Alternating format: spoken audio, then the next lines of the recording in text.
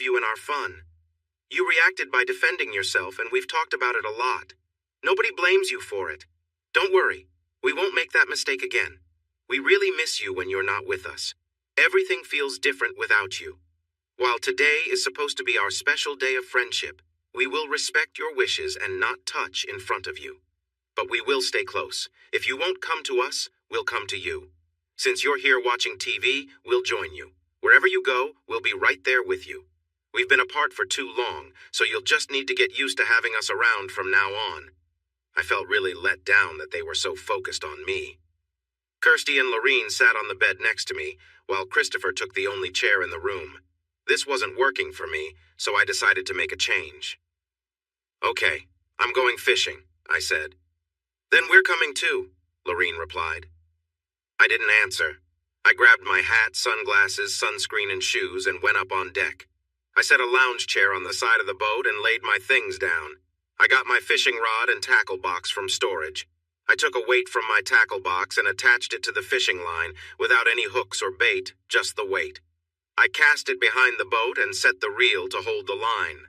Then, I placed the rod in a holder at the side of the boat, letting the weight trail behind in the water. I applied sunscreen to all the spots exposed to the sun and settled comfortably in my chair with my hat and sunglasses on. Then I stayed quiet and ignored them. The boat was moving fast, and a nice breeze was blowing. My towel made quiet sounds in the wind, but no one tried to take it from me as before. I heard Christopher say I wasn't really fishing. Without hooks or bait, I couldn't catch anything. The girls wondered if he thought I did it on purpose or if it was a simple mistake. He said he was sure I wasn't mistaken. I was just passing the time. They kept trying to talk to me, pulling their chairs closer and chatting away, but I didn't respond at all. Still, they continued, despite my pretending to fall asleep, which clearly frustrated them. While I acted like I was drifting off, my mind was busy, running through countless plans for escape. I wanted to make sure that when I made my move, it had a high chance of success. I thought through different scenarios, coming up with ideas depending on the situation. My thoughts were interrupted by the smell of delicious food. "Wake up, sleepyhead," Lorene said with a giggle. "It's time for dinner. Here's a hamburger made just the way you like it, with an unopened bag of chips. I even brought you an ice-cold soda. I swear Kirsty didn't touch any of it, but she did tell me what you like on your burger. You can throw it overboard if you want, but why waste good food?" She was right, I wasn't giving anything away by eating. I nodded, took the burger, and started eating. I was hungry, so I figured why not? When I finished, they were still eating next to me. Lorene asked if I wanted more, but I shook my head. No, it was nearing 8:30 p.m. About 20 minutes later, Lorene returned with bowls, spoons, and an ice cream maker. "I hope you saved room for dessert," she said. "I made fresh banana ice cream. Since Kirsty told me banana is your favorite, you get the first bowl." She scooped some ice cream into a bowl and handed it to me. I watched as she filled bowls for herself and the others. They all started eating, and I figured it was safe, so I enjoyed my bowl as well. It was delicious, and I ate it all without saying a word. With the sun setting, I handed her my bowl, put my fishing gear away, and returned to my room. I used the restroom and noticed the smell wasn't exactly pleasant, which amused me. None of them wanted to be in the room with me after that.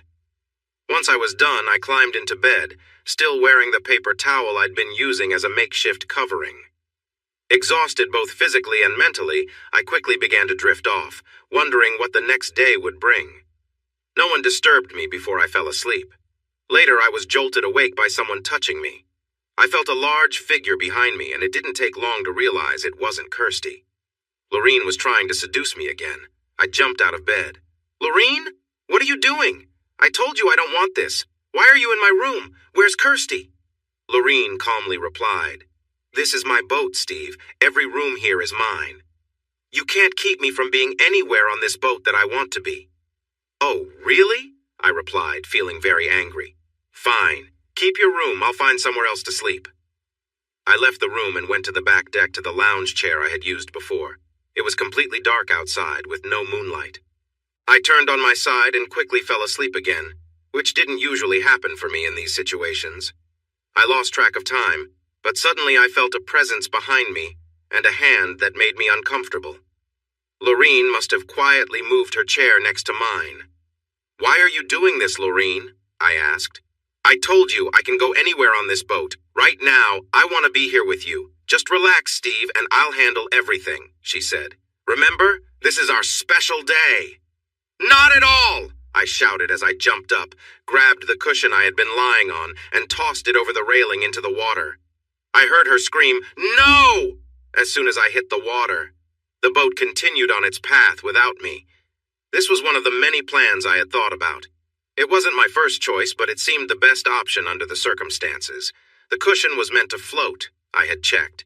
Maybe when the sun came up, I'd see an island or another boat that could take me back to shore.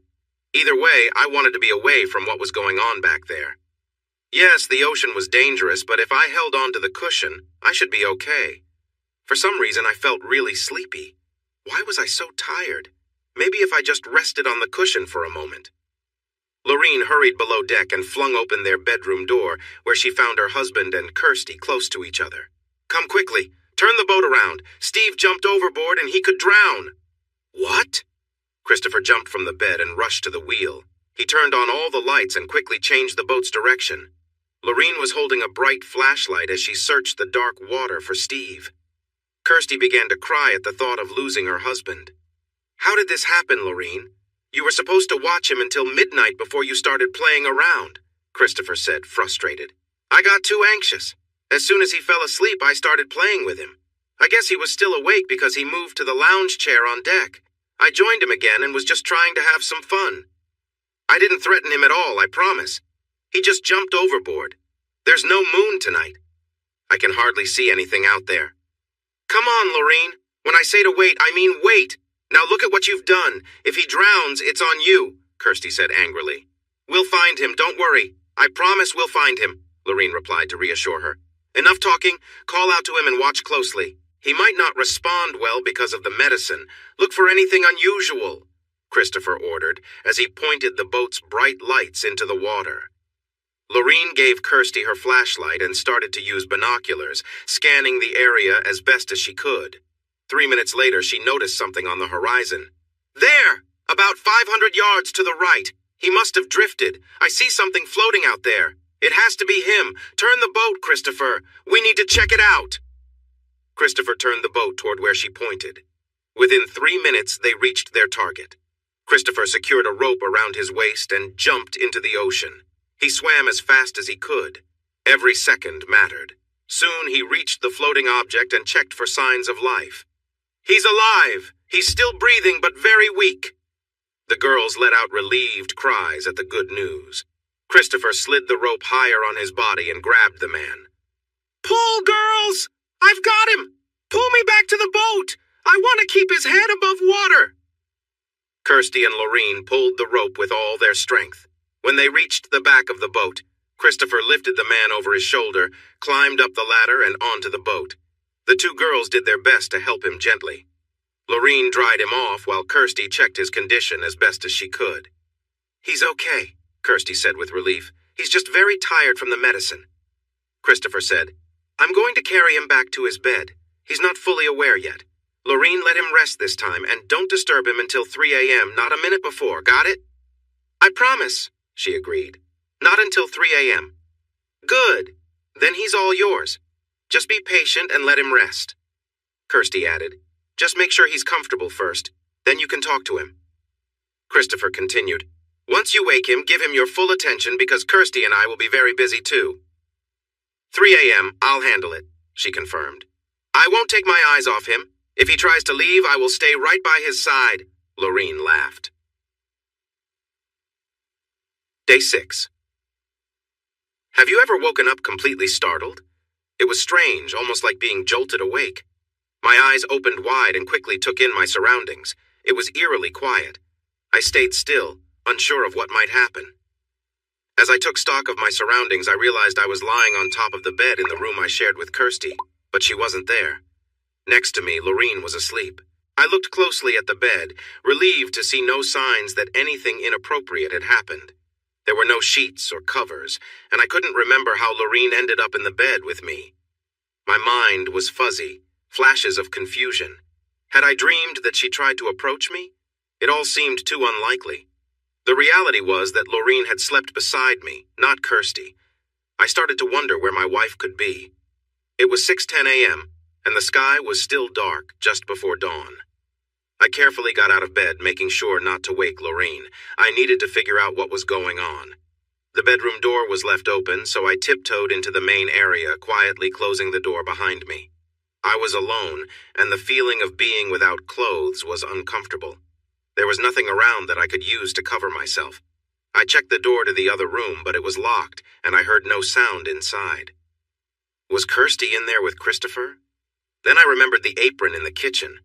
Someone had once used it while cooking, so I grabbed it and tied it around my waist. It didn't fully cover me, but it was better than nothing. I noticed the hatch to the deck was open, which was odd since it was usually closed at night. Curious and a bit worried, I quietly climbed the steps and went out to the deck. I heard soft noises coming from the front of the boat. When I got closer, my heart sank. I saw Christopher lying on a cushion with Kirsty nearby. It was clear that something was happening between them, something that left me in shock. I froze, unsure of what to do next. The scene before me was difficult to process. Kirsty, small in size compared to Christopher, was with him in an intimate way that left me speechless. Though I had feared something like this could happen, witnessing it was devastating. My first instinct was to shout, to demand an end to everything, but I found myself frozen. I couldn't move or speak, my mind focused solely on what they were saying. Kirsty spoke softly. "I can hardly wait any longer." Christopher, calm and composed, replied, "The sun will rise in just a few minutes. Let's wait until that moment. It will be unforgettable." She sighed, agreeing. "I've been waiting for this, Christopher, and I can wait a little longer for a perfect moment." He smiled, admiring her. "You've been incredible tonight. No one else could keep up with me like you have." Kirsty responded, "It's been amazing, more than I ever imagined. Being with you has changed everything for me, but I'll always care for Steve. He's a good man, but what we've shared tonight feels different." Christopher nodded, but with a firm tone said, "You can't abandon your life with him. What we have is special, yes, but he's still important to you and he needs to stay in your life. You'll manage that, won't you?" "I understand," she said. "I'll stay with Steve. He's a wonderful father and husband. But whenever I'm with him, a part of me will think of you." Christopher reassured her, "As long as you're happy with him too, that's all that matters." Hearing all of this left me in a state of shock. I didn't know how to react, but I knew that everything had changed. "Will you help me with this?" "I will, my dear. The sun is just about to rise. Come here and give me a kiss as I share my love with you." She leaned in and kissed him deeply. As they did, the sunlight chased away the last bits of night. They both let out happy sounds as they enjoyed their special moment together. I noticed their toes curling, hinting at a big moment. Suddenly, my body reacted in a way I didn't expect. I felt sick and had to throw up right then. The loud noises were hard to ignore. The couple tried to stop, but they couldn't. They continued enjoying each other. I shouted, "I hope you're happy, Kirsty. You got what you wanted the second we left home. You've lost all my respect. You can consider our marriage over when we get back. Both of you can leave."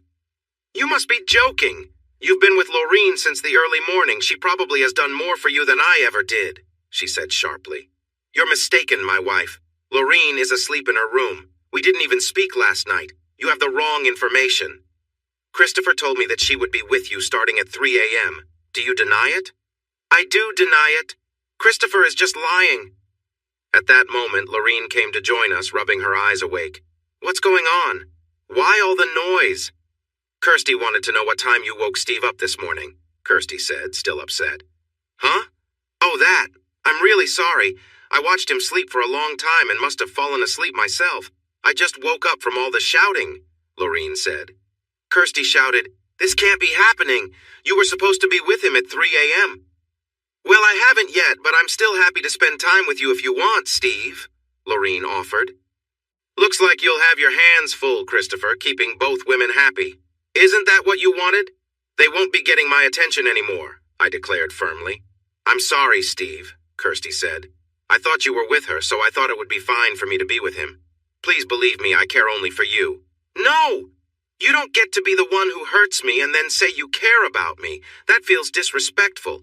Christopher, do you know what a quitclaim is? Yes, I know what that is, he replied. Good.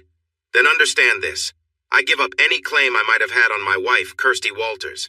She is completely yours now, and you can do whatever you want with her. Don't worry about me anymore. She is no longer connected to me. Kirsty was crying loudly as I walked away and went below deck. Lorene looked shocked. I could hear them scolding her for not being attentive. A short while later, Kirsty came into the room with me, still in tears. I don't want to argue, Steve. I realize now that I made a mistake, and I just ask for your forgiveness. But I'm really tired right now. I haven't slept at all. Can you give me a few hours to rest? We can talk later. She sat on the bed next to me and fell asleep almost immediately. I guessed Christopher was doing the same in his room. I understood why they were both so exhausted. I didn't want to stay in the same room with her, so I left and closed the door. Soon after, Lorene joined me in the common area. I assume that Kirsty is sound asleep like Christopher? Yep, I expect them to sleep for a long time. After what happened, I don't want to share a room with her for the rest of this trip. Can you unlock one of the spare bedrooms for me? Lorene thought for a moment. She might have been worried about what her husband would think about me staying in a different room, but she realized it was best to keep the peace. She nodded and opened another room for me. Thank you. I have one more favor to ask, Lorene. This room has towels, curtains, and bed coverings. Can I use those, or at least get one of my swimsuits to wear? She didn't argue and went to her room. She returned shortly with something. Here's your swimsuit. Since Christopher will be sleeping for a while, I can only give you this for now. I'm trying to help you, Steve. If you wear just this, I will wear both parts of my swimsuit. Would you prefer that, or something different? I thought about her offer. It wasn't perfect, but I could agree to this once to get something back. Well, since you've already seen me, the swimsuit doesn't seem too revealing anymore. We have a deal, Lorene, as long as you keep your word and wear both parts around me. She smiled and went to her room. While she was away, I put on the Speedo and adjusted it as best as I could. She returned wearing her bright red bikini, which didn't cover much. Stick to our agreement, Steve. You said you would wear just the Speedo, remember? Please take off the apron, she said. I hesitated, but then handed it to her. Since we both got some rest, I'm going to make breakfast, she said, putting on the apron over her bikini. What would you like to eat? You can make whatever you want for yourself, Lorene, and I'll make mine. It's not that I don't trust you, but I just don't, I laughed. I was going to make bacon and eggs. What are you thinking of? Me? I was hoping for a stack of pancakes. That sounds great, she said while handing me the apron. I'll gather the ingredients while you cook. We can share the meal. Does that sound good? That sounds good. I realized she was trying to get on my good side. It didn't matter. I knew I could stay focused. With the other two out of the picture for now, there was no tension between us. We prepared a large batch of pancakes, topped them with butter and syrup. It was the first meal I had enjoyed with someone in a long time, and her company was nice. We chatted about light topics to fill the silence, and she smartly avoided any touchy subjects. I helped her clean up afterward. I'm going to go up on deck, I told her. I'd rather not be near those who betray trust, even if they're not here right now. You can do what you wish, Lorene. Oh, I'm coming with you, Steve, and in the best way possible. That's fine as long as you keep a little space and don't try to distract me. I promise to be on my best behavior. I've heard that before, I chuckled. True to her word, she sat near me, but not too close. After half an hour of enjoying the view of the ocean, something thrilling happened. Look, over there, a whale, I exclaimed. Where? She asked. On the left side, right over there, I pointed. It was a humpback whale. Seeing such a large creature in the ocean was incredible. No amount of television could compare to this experience. Lorene and I quickly took out our phones to record the moment. The whale swam alongside our boat for about 30 minutes before it disappeared. I usually would want to share this with Kirsty. Honestly, I was glad the others missed it. Lorene and I spent the rest of the morning in a relaxed routine, which was a welcome break from the earlier stress. Just before lunch, the sailboat's navigation system beeped, signaling that we arrived at our destination, and then it automatically adjusted the sails to slow us down. I noticed the signal and dropped the anchor to keep our boat steady. Lorene and I had a nice lunch together. We were getting along well. She didn't try to make any moves on me. She did glance at me a few times earlier, but she said nothing about it. At 1:30 p.m., I heard some noise from below deck. Lorene went to check in with them and update on what was happening. I could hear the three of them talking, but I couldn't catch what they were saying. I suspected I was the main topic. The smell of food came from the kitchen, making it clear they were hungry after working hard the night before. Soon after, Kirsty came up on deck, still without clothing. "Steve, we need to talk about what happened this morning. I have a lot to explain. Can we have a calm conversation?" she asked. "That depends on you, Kirsty." "In what way?" "Put on your regular swimsuit or some clothes, and then I'll talk to you. If you don't, we might as well be in a fish's company." "But today is a nude day, Steve." "I understand your choice, but I don't follow that. If you follow those rules, you won't hear a word from me. Goodbye, Miss Salinas." She didn't like when I used her last name instead of her married name. "I have no one to answer to. I'm still Walters, and I will always keep that name," she said firmly. She continued to press me for answers, but I stayed quiet, which frustrated her. Eventually, she went back below deck. A little while later, she came back wearing a simple swimsuit. "Okay, I've done what you asked. Can we talk like adults now without shouting? We really need to sort this out." "Okay, Kirsty. Since you put on something, I'm willing to talk now. What do you want to discuss?" "I'm sorry, Steve. I thought you were with Lorene, and that's why I was with him." I wanted to react strongly to that statement, but I stayed calm. "Can I ask something about that?" "Of course, ask me anything. I want us to clear the air." "I heard you and Christopher this morning. You two were together all night, right?"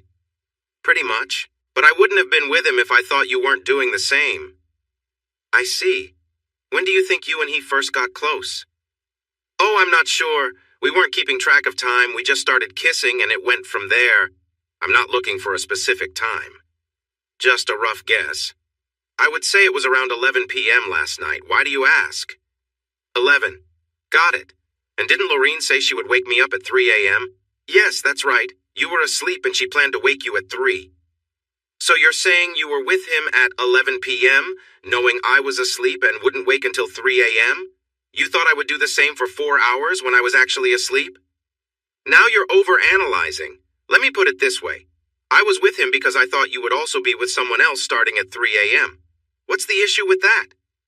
The issue is that you were with him while hoping I would be with someone too later on. That doesn't sit right with me. I never meant for any of this to happen, Steve. Please believe me, she pleaded. I don't have to believe anything, Miss Salinas. Her reaction showed that this upset her. Come on, honey. Deep down, you know you want to get even. Go ahead and do what you want. We're out in the ocean on this ship. Christopher is our captain. His word is law. I told you from the start that everything that happened was based on his orders. You have to see that we have to follow his lead. We don't have a choice, she explained. Is that really your best argument? I could agree with you, but then we'd both be mistaken. I would explain it to you, but I don't have the right tools. It's amusing how you think I care about your thoughts. Everything you just said sounded better in your head, didn't it? What about me? I haven't taken part in any of his wrong actions. Yes, and look where that has gotten you. As a punishment for not following his orders, he put you in a tough spot while we went ashore and had a good time without you. You see, you didn't comply and face the consequences. I followed his orders and was rewarded. You could be too if you just went along with things, dear. So you're choosing him over your husband and agree that I deserved this? Is that what you want me to tell our children about this trip? Should I reveal everything their mother has done with the captain since we left and what I refused to do? She didn't know how to respond and tried a different approach. Sweetheart, you know I was inexperienced when we first met. You are the only man I have ever been with. He has a remarkable physique. Can't you see the difference between his body and yours? I was drawn to him like a moth to a flame. I couldn't help myself. The wine made me feel free, and I let myself go with him. He had a strong presence, and as the captain, I followed his lead without thinking. I've always worked hard and have been loyal to you since we married. Don't you think I deserve this? That's quite a thing to say. It's like you think there's no tomorrow. You don't seem to understand how much you've damaged our marriage. I can't accept what you're doing. If this is what you want, Kirsty, do it without me. You're being unreasonable. Tomorrow does exist. Even if we never see them again after this trip, we will have memories from this one experience. Since we met the Belvederes, I've dreamed of being with him. You can't deny that you've thought about being with Lorene. She has chosen you to be the father of her children. You should see that as an honor, along with the wealth it could bring us. On the contrary, I have no interest in being with her. Yes, she's attractive, but she is not my wife. You have broken our marriage vows while I've stayed true. This is your dream, not mine. We once shared dreams, but that has changed. Don't you want me to be happy? When I was with him, I felt happier than ever. I reached for her hands and she eagerly accepted. Then I unexpectedly took her wedding ring off her finger. I took off my own ring too, held both in one hand, and tossed them into the ocean with all my strength. She screamed and cried. Well, as long as you're happy, I guess that's what matters. I've never felt more miserable. My heart feels so broken that the pieces are tiny. Why did you do that? You're impossible. I hoped you would see things differently, but you're too stubborn. You can't say I didn't try, Steve. Now you'll have to deal with the captain. I wondered what she meant by that, but I couldn't ask her because she went below deck. I decided not to follow her. The three of them came up and started getting ready for a dive. Christopher was setting up his dive gear, and he was helping with mine too. All three of them were not wearing anything. Kirsty approached me and said, "We're all going diving, Steve. Captain's orders. You have to join us." Well, it looks like it's happening. No thanks. I'll sit this one out. You all have fun. I'll just relax here and soak up some sun. Christopher jumped in. That's not an option, Steve. Lorene won't go if you don't. Plus, we can't leave you here by yourself. I can't trust you right now after what you did to Kirsty when you threw away your wedding rings. Oh, come on, Christopher. I'm sure she will get over it and love the new ring you'll buy for her more than the one I gave her on our wedding day. I've already told you I'm not diving with you guys anymore. You'll have a lot more fun without me. No way, Kirsty cut in. How can we have fun underwater if you're not there with me? Look, I'm not going on this dive, and I'm not interested in anything else with anyone, especially not her. Haven't you had enough? I bet you're feeling the effects of last night still. Oh, you're going, whether you want to or not, Captain's orders. If you won't help me with our fantasy, then maybe I'll just have to do it with someone else, she said. For some reason you think I care. We've already talked about what you are, so if you want to be with someone else, go ahead. But I wouldn't want to be anywhere near you. My words were met with silence. Kirsty looked at me with anger after my refusal. As I said, Steve, you're going diving with us. Kirsty and I will pair up, and Lorene will be with you. You can keep your swim shorts on for now. You can put on your dive gear yourself, or I'll help you with it. When we're ready, I'll lock your wrist to Lorene's with this special tether. You'll have to stay close to her at all times. If I get a hint that you're bothering her, I'll bring you back and deal with you. Do you understand? You're the only bully here. You're the only one being aggressive. If you want to see a bully, take a look in the mirror, I replied, feeling I had made my point. Reluctantly, I put on my dive gear and got ready. Lorene smiled at me each time I looked her way. As we stood to enter the water, Christopher locked us together as he said he would. We began our descent, with Lorene and me leading while Christopher and Kirsty followed behind. I didn't realize what was happening until it was too late. Before I could react, Christopher had unsheathed his dive knife, and with 2 swift cuts, he sliced through the sides of my swimsuit. In an instant, he pulled it off, leaving me just as exposed as everyone else. I hated the situation. I wasn't going to be an active participant in this dive. I simply adjusted my position in the water so I would stay neutral, neither sinking nor floating, just hovering in place. Lorene was pulling at a line to drag me along, but I wasn't contributing any effort. This dive clearly had a different purpose, and I wasn't interested. I remembered Kirsty talking about how exciting it would be to try something adventurous underwater while scuba diving. But we'd only ever dived with groups, never in this kind of semi-private setting. I knew she had wanted to experience this. When we reached the bottom, Lorene stood upright, and I stayed horizontal in the water beside her. Kirsty approached me from behind, trying to get my attention, but I pushed her away. I could see the hurt in her eyes through her mask, knowing I was rejecting her in front of everyone. Maybe she thought I would give in, but I didn't. Then Christopher appeared. Kirsty shifted her attention to him, placing her hands on him instead. What followed was a moment that I wasn't ready to witness. They both removed their diving gear but kept their regulators in to continue breathing. They stayed weighted down, yet free of most of their equipment. They floated together in a way that was too intimate for me to watch. It was clear they were focused on each other, leaving me to my own thoughts. Lorene seemed to notice the moment and decided to approach me, perhaps thinking I would change my mind. But I remained distant, watching the scene unfold, still feeling disconnected from it all. She reached out suddenly and touched me in a way I didn't appreciate. I quickly moved my hand and pushed her mask up off her face. She let go of me right away and used both hands to fix her mask and clear it of water by blowing through her nose. This is something all students learn when they train to be divers. I wasn't putting her in any danger. She understood my message and didn't try to touch me again. Christopher was too focused on what he was doing with my wife to notice us. After a while, I heard them both make sounds underwater. Lorene and I knew what that meant. It was clear when Christopher helped Kirsty rise up. A cloudy mist filled the water around them. I didn't care anymore. In my mind, I had already let go of our marriage. They put their dive gear back on and checked their air supply. They decided to come up since being under the water can make you breathe harder. Christopher and Kirsty were the first to reach the top, while Lorene stayed back with me for some reason. She acted like she was interested in some fish nearby, but I could tell she was just buying time. Once she saw them climb back onto the boat, she gave me a thumbs up, and we slowly started our ascent. When we finished, she took her time getting onto the boat and left me last without any help. When I took off my gear, no one else was on deck. I assumed they were drying off, so I went below to do the same. They were already dry when I got down. Lorene was still drying her long hair, but looked fine otherwise. I checked all the rooms, but none were open. "Hey, can one of you unlock a room so I can get a towel?" I asked, feeling exposed. "It's warm enough. You'll dry off soon without one," Kirsty replied. "Now that you're just as naked as we are, you won't be alone anymore, so you can get used to it. Staying shut away in a room isn't good for you. Don't you think it's time to join us?" she added.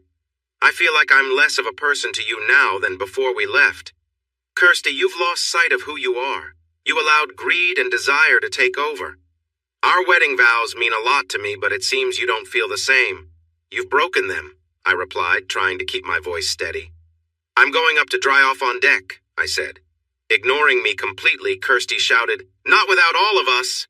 The others followed her and gathered around me on deck. I quickly made a decision. "What a nice afternoon for a swim," I said, slipping past them and diving over the railing into the water. It felt strangely familiar, as if I had done it before.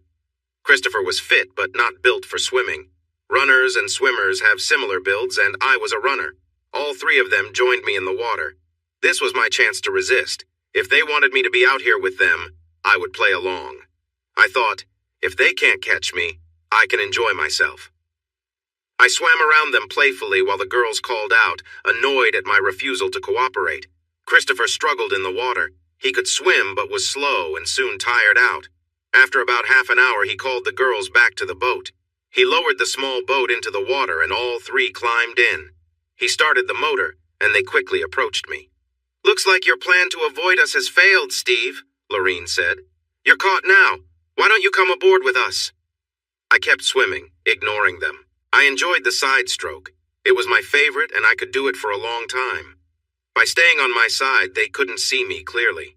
Another good thing was that they were in the boat, and I was away from them in the water. I didn't have to see them closely. I swam in circles, keeping a good distance from the main boat for a couple of hours. Eventually, I decided to swim back when they insisted it was time to make dinner. I was quite hungry after all my swimming. Once on deck, I lay down on a lounge chair to dry off. Then I went inside, found a chair, and covered myself with a small pillow from the couch. Earlier, I had gone to the bathroom in the ocean, so that worked out since I was unable to use the bathroom on the boat. The girls were busy in the kitchen preparing dinner while Christopher sat on the couch flipping through channels. He asked what I wanted to watch, but I told him I preferred listening to music. He handed me the remote while I looked for some songs to play and turned up the volume. At first, the three of them danced to the music, but soon the lyrics began to catch their attention. The songs I picked included "I'm Not the Only One" by Sam Smith, "You Ought to Know" by Alanis Morissette, "Unfaithful" by Rihanna, "You Know I'm No Good" by Amy Winehouse, "Heard It From a Friend" by REO Speedwagon, "Me and Mrs. Jones" by Billy Paul, "Cheated" by Boys Like Girls, "Before He Cheats" by Kelly Clarkson, "You're No Good" by Linda Ronstadt. Kirsty noticed what I was doing first and quietly told Lorene, who then told Christopher. He wasn't happy with me and turned the music off because every song was about cheating. I asked Christopher, "Why did you turn off my music? It gets me thinking about my divorce." Kirsty jumped in, "You would never divorce me. We both know you care about me too much." I couldn't help but respond, "Kirsty, to use an example from the Frasier TV show, Cornell University has a special microscope that can show images of atoms, the very building blocks of everything. Even with that, I couldn't find any interest in staying married to you." Instead of crying, she got mad but stayed quiet. I added, "Your brain makes a grain of sand look big." Ignoring my comments, they invited me to join them for dinner once it was ready. I declined but sensed something was off. I told them I'd eat in my chair in the common area. The small space at the table felt too close for comfort. I wanted them to feel my rejection more. They followed me to the common area where we each ate from our plates. They tried to talk to me, but I brushed off every attempt. I could tell Christopher was getting more upset, but he stayed quiet, which was unusual. Around 6 p.m., the girls finished cleaning and came back to the common area. That's when my situation took a surprising turn. Christopher approached me casually as if he was simply walking past me. Suddenly, he grabbed me and put me in a hold. Next, he moved me across the room next to the stainless steel grab bar, which I recognized all too well. Kirsty quickly helped him by securing my wrists behind me with handcuffs attached to the bar. This left me standing against the wall, feeling very exposed. I felt completely out of control, though not as restrained as being tied up. It was still deeply humiliating. Christopher began to speak.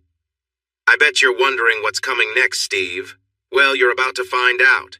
The three of us have had enough of your superior attitude, and it's time to put an end to it. From now on, you'll follow my instructions. No questions asked. You might think you can resist, but you'd be wrong. With my resources, I get what I want. After getting close to you and Kirsty, Lorene wanted you as her partner, and that's exactly what's going to happen. I won Kirsty over long ago, even before you threw that childish fit earlier. The girls wanted me to keep it quiet and surprise you, but I've decided to let you know exactly what's happening." He continued, "You've upset me one too many times, so now you're going to feel the consequences. You've hurt my wife, made her cry, and rejected her over and over. You've insulted your own wife, and throwing your wedding ring into the ocean was just too much. This trip was supposed to be fun for all of us, but you've ruined it for them, and now you'll pay for that. There's nothing you or anyone else can do to stop me. Your childish behavior ends tonight." I replied, "What do you think you can do to threaten me? Kick me again? Go ahead. I already have 2 great kids, and I'm not interested in being part of your plans." Christopher burst out laughing. "You think you still have a choice here, Steve, but you don't. Your wife made a deal with me, and now you belong to me. After tonight, you'll do exactly what we ask. You won't divorce Kirsty, you'll stay with her, and you'll help Lorene have the children she wants. You and Kirsty will remain in our lives just as we planned." The weight of his words settled over me, and I knew that everything was about to change. "I'll make sure to spend time with your wife whenever I want, and I'll be teaching her how to satisfy a man even better. Everything I've said will happen, just as sure as my name is Christopher Belvedere." I responded sarcastically, "And how exactly do you plan to pull this off? You have some kind of mind control device?" He laughed. "No, I don't need anything that fancy. Drugs will do the trick. Remember when we mentioned a business trip to Montserrat? That's where I'm going to get what I need. I'm meeting with a friend, Gerald, to buy a variety of drugs enough to make sure you'll follow our lead. I've brought along gold coins and cash for the deal.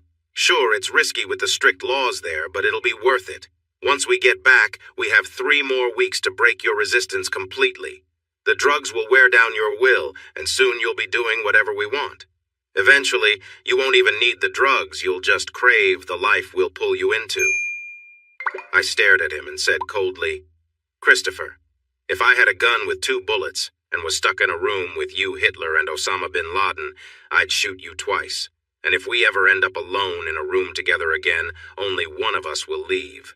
I don't care which one." He smirked. "Big talk from someone who won't be able to stop me. I'll own you just like I own both of our wives. Let me show you real power." He called Lorene over and instructed her to bend over the couch, which she did without hesitation. "Kirsty, come help." he continued. She followed his directions, assisting him as he demonstrated his dominance. It was a moment meant to intimidate me, and I understood that his power over the situation was meant to be overwhelming. The scene before me was meant to make a point, but it only fueled my resolve. I knew this wasn't over, and I wasn't ready to give in. After a few moments, Christopher stepped back. "I was getting close," he said. Then he turned to Kirsty. "Now come over here. Kneel and put your hands behind your back." She followed his instructions.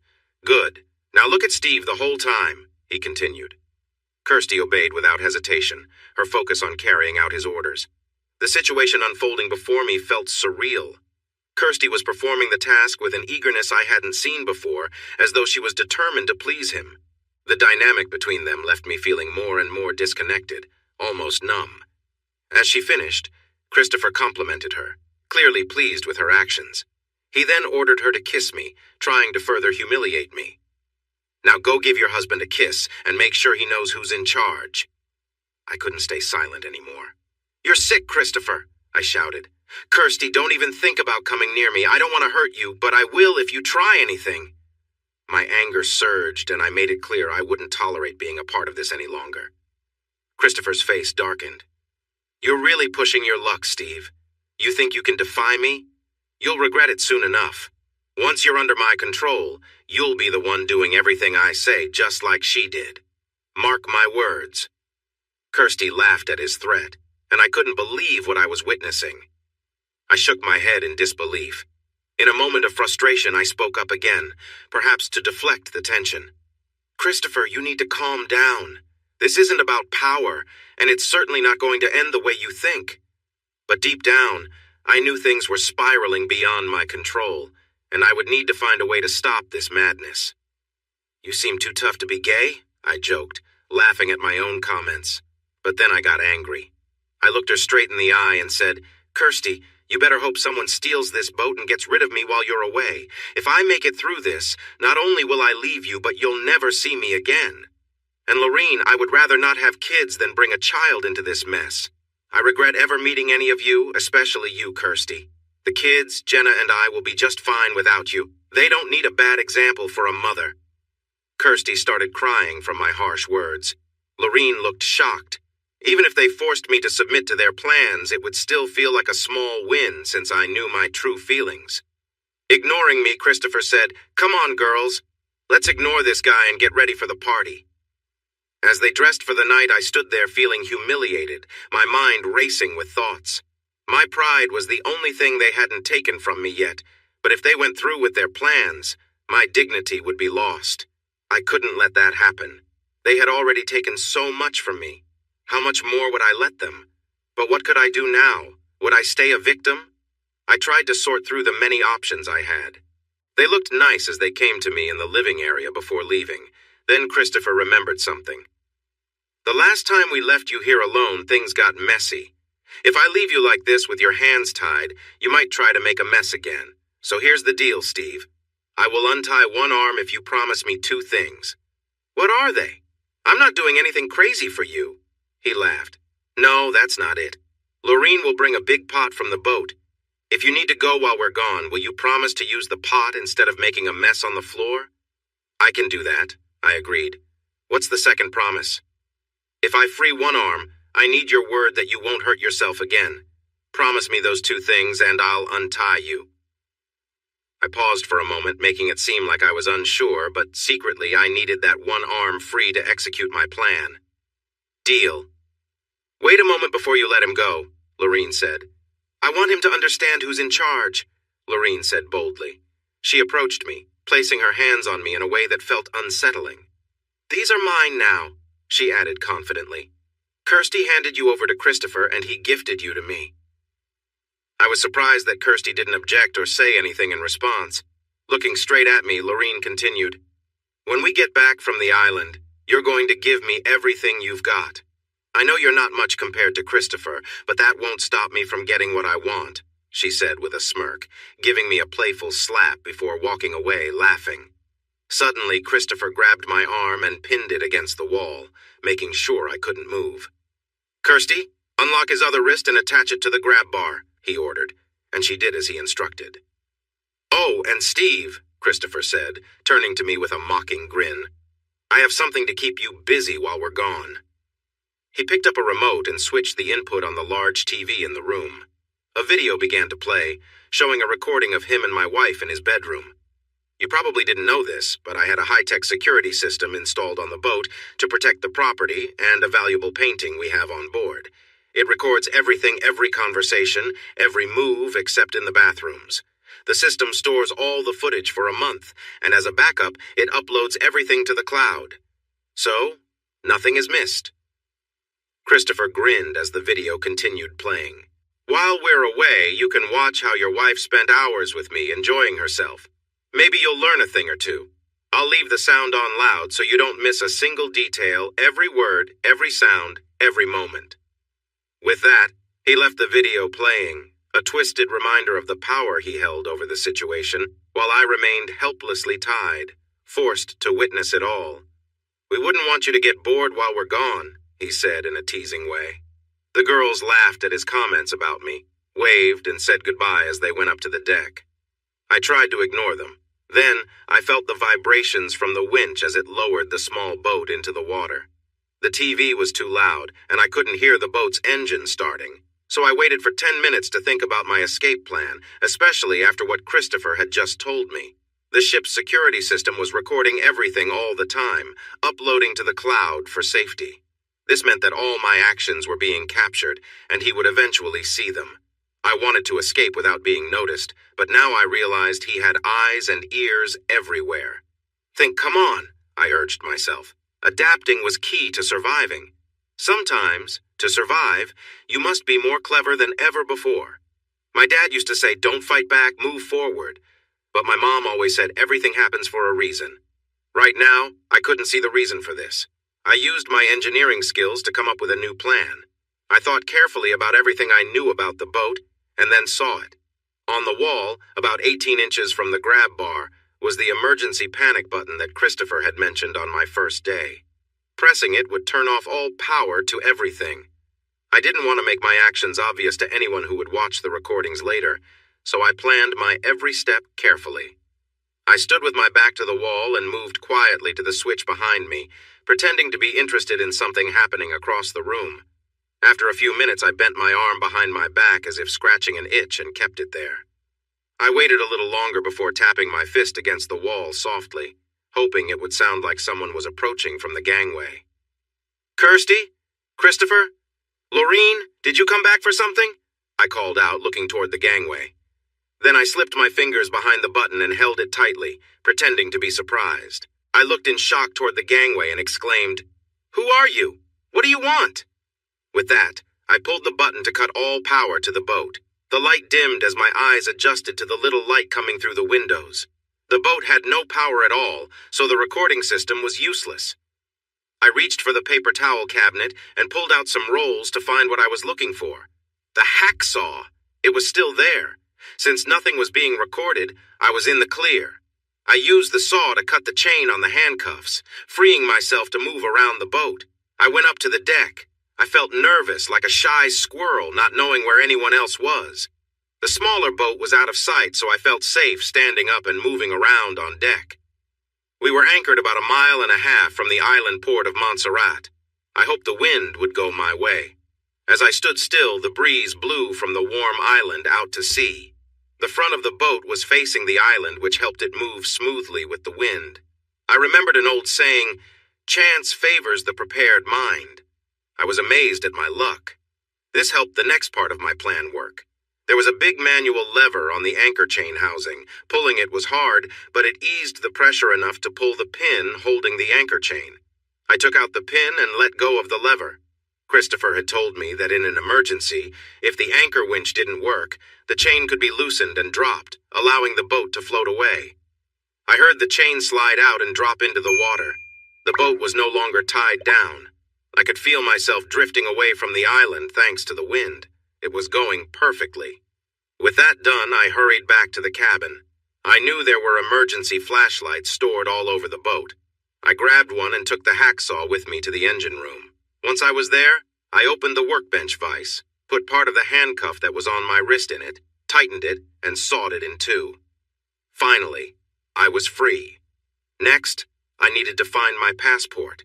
I hoped it hadn't been moved from the Pelican box.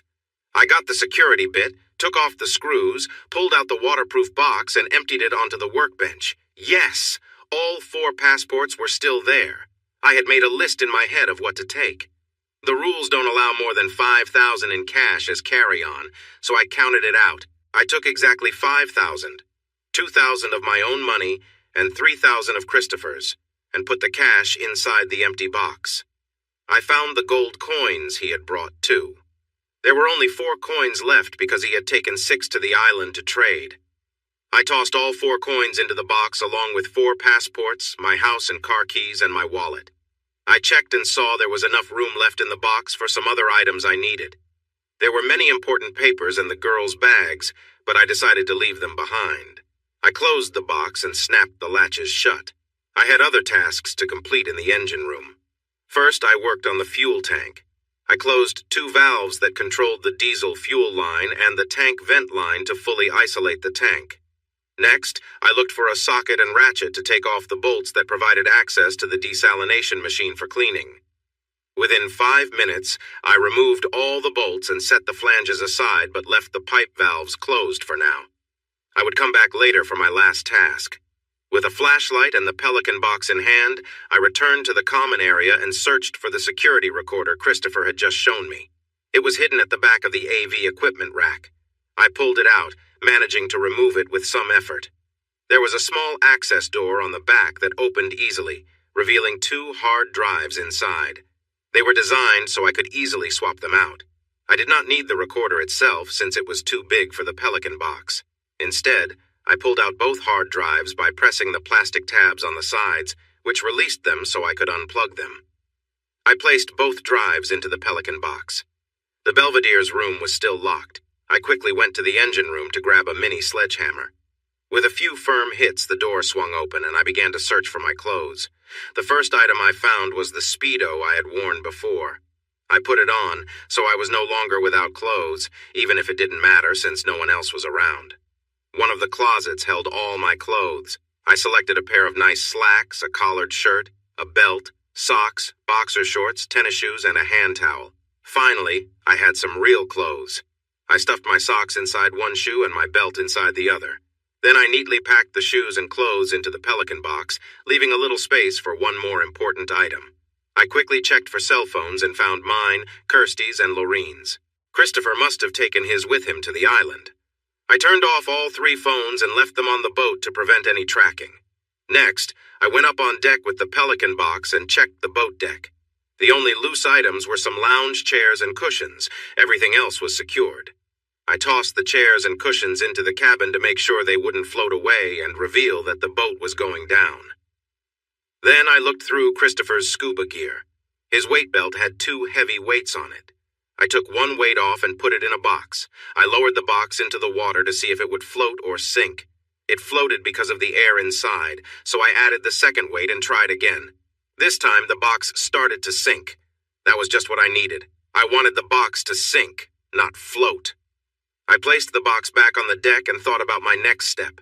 I checked every room on one side of the boat and opened all the windows, leaving the other side closed. The windows were about 12 inches wide. They had screens to keep things out while letting air in. Then I went to the engine room and wondered if I missed anything. Nothing came to mind, so I opened both big valves for the water system. Water started pouring in like a fountain. I was going to sink the boat. I went back to the main area and opened every door. Feeling good about my plans, I went back up on deck. I closed the gangway hatch and locked it from the outside. This would keep everything inside the boat as it sank and stopped anything from floating away. Water rushed into the boat while air escaped through the windows, causing the boat to tilt under the weight of the water. I could see the island clearly from the boat before I released the anchor, but now it felt much farther away. I could feel the boat leaning as it took on water. Next, I got the scuba gear ready. I grabbed an air cylinder and connected my gear to it. I set out my mask and fins to prepare for my dive. Then I found an underwater scooter that was fully charged. I double-checked the compass that would lead me to the island and attached it to the scooter so I could easily see it. I took the rope that Lorene used for her camera, clipped it to my gear, and let it hang. I put on the weight belt and my other gear, then slipped into the ocean. I didn't need to jump because the boat was already sinking quickly. I tied the other end of the rope to the important Pelican box. It meant a lot to me. The underwater scooter had its own rope, which I attached to my gear to keep it safe in case I dropped it. I stayed at the surface and watched the boat go under. It tilted to one side as the air escaped. I was both fascinated and saddened as the expensive sailboat and the valuable painting turned on their side and sank into the water. I looked around in all directions and saw nothing but a distant island. There were no other boats or people nearby. I was completely alone and focused on my escape. I didn't want to risk being seen if the others returned to the boat from the island, but I thought they would be gone for a while. An hour had already passed, so I decided against swimming openly to the island. I let some air out of my gear, which helped me sink into the water. I settled at about 15 feet deep. I checked my compass and turned on the scooter to move quickly and quietly, pulling the Pelican box with me. I figured there would be enough air and battery to cover the distance since the scooter used little energy. I checked my dive watch and took quick breaths above water every 10 minutes to confirm my direction and ensure no one was near. While diving, boat engines can be heard from far away because sound travels better underwater than in the air. Thankfully, my trip was calm. As I approached the island, I could finally see the bottom even as it got dark. There were many coral reefs, so I knew I was close to the shore. I came up briefly to check if anyone was at the beach where I planned to land. The main docking piers were about a mile away. I spotted some hotels off to the right and a few houses nearby. To my left was an industrial area, but it seemed quiet, so I aimed for that spot. Once I was about 50 yards from the shore, I swam down to the bottom near the coral reef. The bottom was about 35 feet below the surface, dotted with beautiful elkhorn coral. I took off my fins and tucked them below the edge of the reef along with the scooter. The scooter's rope kept everything secure under the reef. I took off all my scuba gear except for my mask and pushed the rest deep under the coral. I emptied the air from my buoyancy control device so nothing would float up and be seen. I used the rope from the Pelican box to tie up the tank and the buoyancy device, making sure they stayed hidden underwater. If anyone found that scuba gear, they could keep it. There was nothing on it with my name or any information about me. Finally, I hid my mask too. I took a last breath from my regulator before turning off the tank. Taking the handle of the Pelican box, which connected me to the outside world, I swam gently to the surface, careful to let out air to keep my lungs safe. Then, I swam over to the nearby pier and climbed the ladder to get onto the wooden surface. The big building nearby seemed to be involved in shipping sand and gravel. Since it was getting dark, I thought they were probably closed for the day. I saw 4 trash dumpsters nearby and walked over, hoping to stay unnoticed. I was glad I had made it this far without being seen. I opened the Pelican box, took out a hand towel, and dried myself off. Once I was dry, I quickly changed out of my swimwear into my street clothes. Being fully dressed felt amazing. I felt almost normal again. I no longer needed the swimwear or the weights, so I tossed them and the towel into the closest dumpster. This made the box much lighter. It was larger than I needed, but I didn't have anything else to use. I guess I missed that part of my plan. Nobody's perfect. I started walking toward the main piers about a mile away, where Christopher said they would dock for their visit to the island. I stayed close to the shore and tried not to stand out. Halfway to the piers, I passed more hotels with families enjoying evening walks on the beach. I missed Jenna and my kids a lot. After 30 minutes, I could see the main docks. Their small boat was still tied to the pier. The 3 people I was watching were still on the island. I needed to wait and remain hidden. My plan depended on them not knowing whether I was okay. It felt like I was in a movie, and my heart was racing. I found a convenience store nearby where I was concealed behind some palm trees. I thought about getting a soda, but remembered it was important for my plan that very few people saw me who might recognize me later. I stayed hidden. A few people walked by on the beach but didn't pay much attention to me. About 30 minutes later, the group came back to the small boat. My heart raced when I saw them. My hands were shaking. Christopher was carrying a small bag, which I figured had something they would use on me. They were acting very friendly, and Christopher was helping the women into the boat in a way that made it seem like they were having fun together. There was a lot of laughter, probably excited about what they planned to do. Christopher started the motor and they headed back toward where the sailboat was. They had no idea I had escaped and was hiding nearby. Soon they would be confused to find the boat missing. Without power, the boat's electronics could not send out a signal. The last place it was seen was where it had been anchored. The small boat also worked as a safety raft. It had a search and rescue transponder that still worked but only helped in rescues. They were not lost. The bigger boat was. When I felt sure they were far enough away, I went to the waterfront wharf. All the boats there were quiet. I needed to find a ride quickly. I noticed a lot of people at a bar about 2 blocks down, so I walked over to check it out. I didn't like that I stood out a bit by carrying a Pelican box that looked like a small suitcase. I set it on my lap when I sat on a bar stool.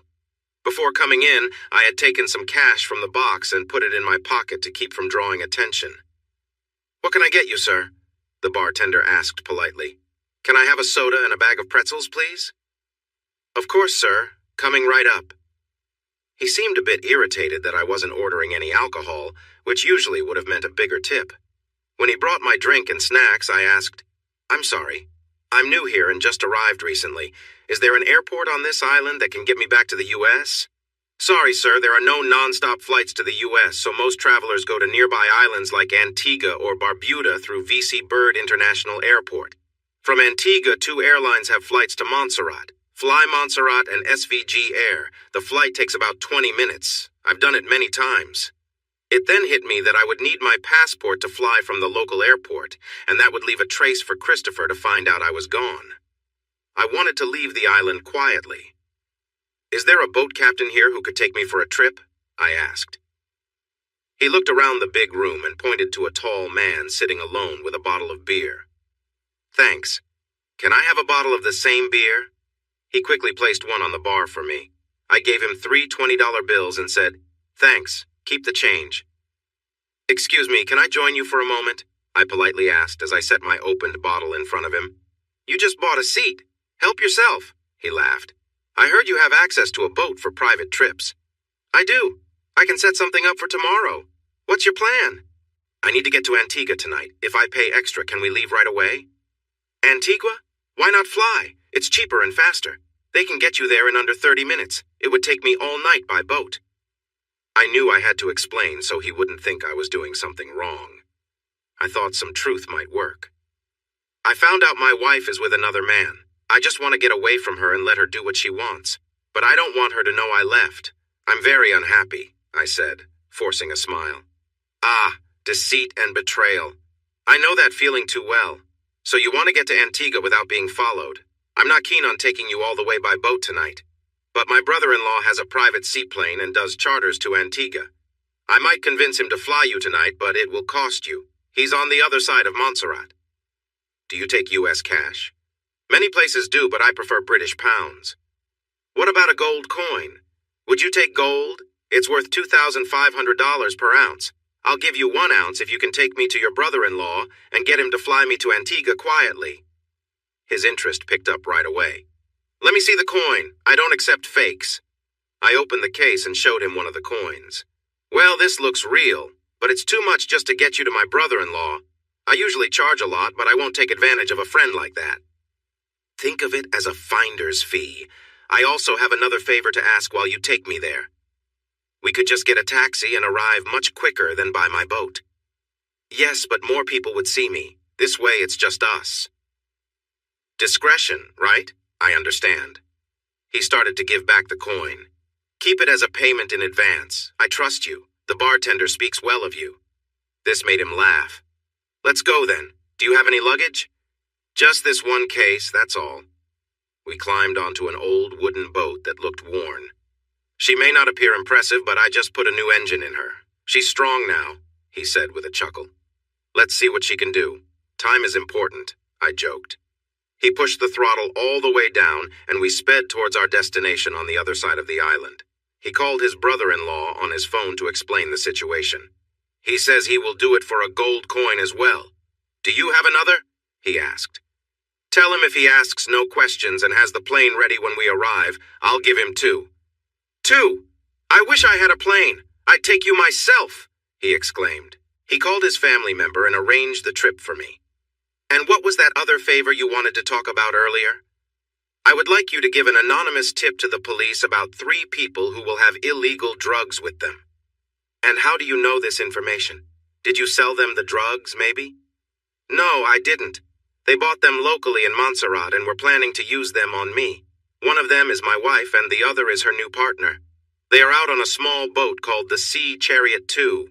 Tell the police to wait near the pier and they will come right to the main pier soon. Advise the officers to stay hidden until the boat arrives because if they are seen, they might get rid of the drugs before coming in. Aha! Retribution! The wife plays and the wife pays! I like it! Yes, I will be happy to tell the police. Just a moment. He made the anonymous call while we were traveling and passed along the information as I described.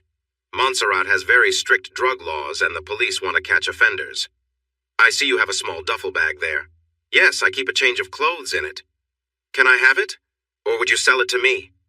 Take it. It's yours. It's nothing special. I have many more at home. Just leave me my clothes. He took out his clothes and I moved everything from the Pelican box into the small duffel bag.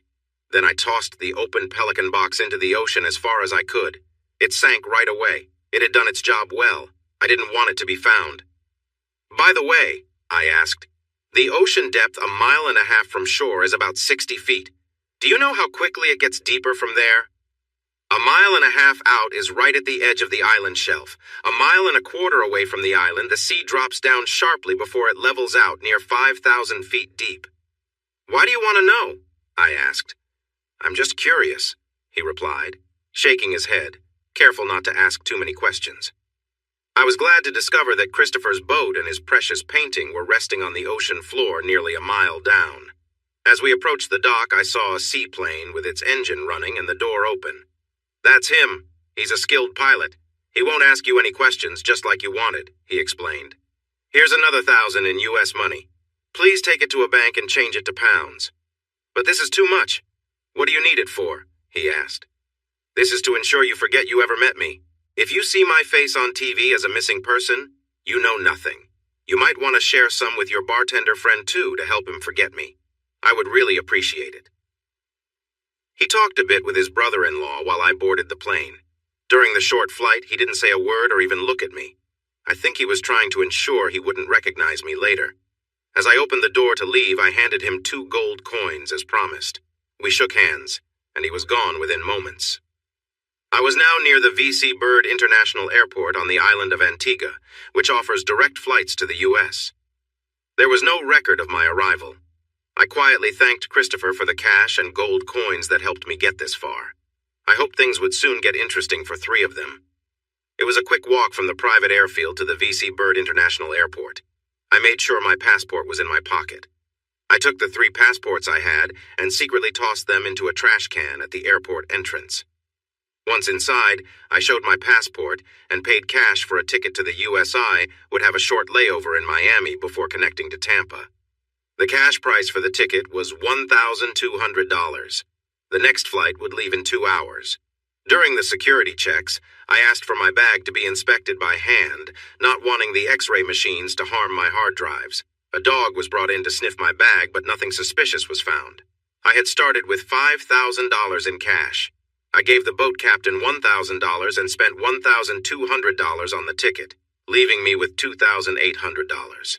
From the 4 gold coins I had, I used 1 for the boat captain and 2 for the seaplane, leaving me with 1 coin. While waiting, I grabbed a meal at the airport restaurant. I spent the rest of my time before the flight buying souvenirs for Jenna, Amelia, and Eric. I spent a lot of Christopher's money, about $800, on gifts for the 3 people waiting back home.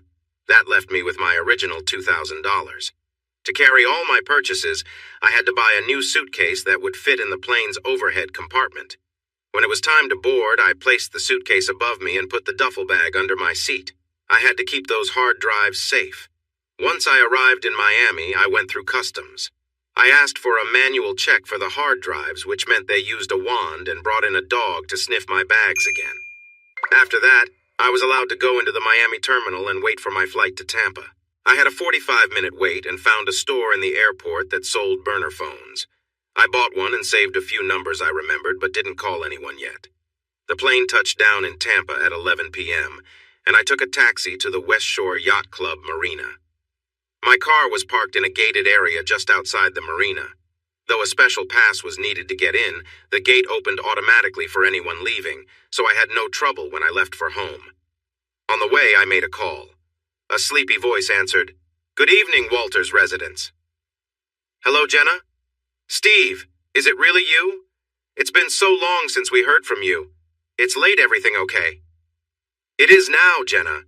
Hearing your voice and being on my way home feels wonderful." "Home? You're coming home? I thought you'd be away for a couple of weeks." "So did I, Jenna, but life changed my plans. I'm in the car and should be home around midnight. Please don't wake the kids. I'm really tired." "Are you alone? Is Kirsty not with you?" "She decided to stay longer than I wanted to. I'll explain later, but I need some rest and may sleep a lot tomorrow. Can you help keep things quiet until I wake up?" "Of course, Steve. Whatever you need. I have a lot of questions, but I won't bother you now. I'll have your bed ready and fresh towels in your bathroom if you want a shower. Can I make you something to eat?" "I had dinner at the airport, so I'm fine, but thank you." "We've missed you a lot, Steve. I hope you know that." "I missed you too, Jenna. Thank you." When I finally opened the door to my home, I felt a sense of peace for the first time in many days.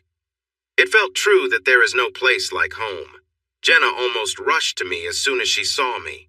I don't think she had ever hugged me as tightly as she did that night.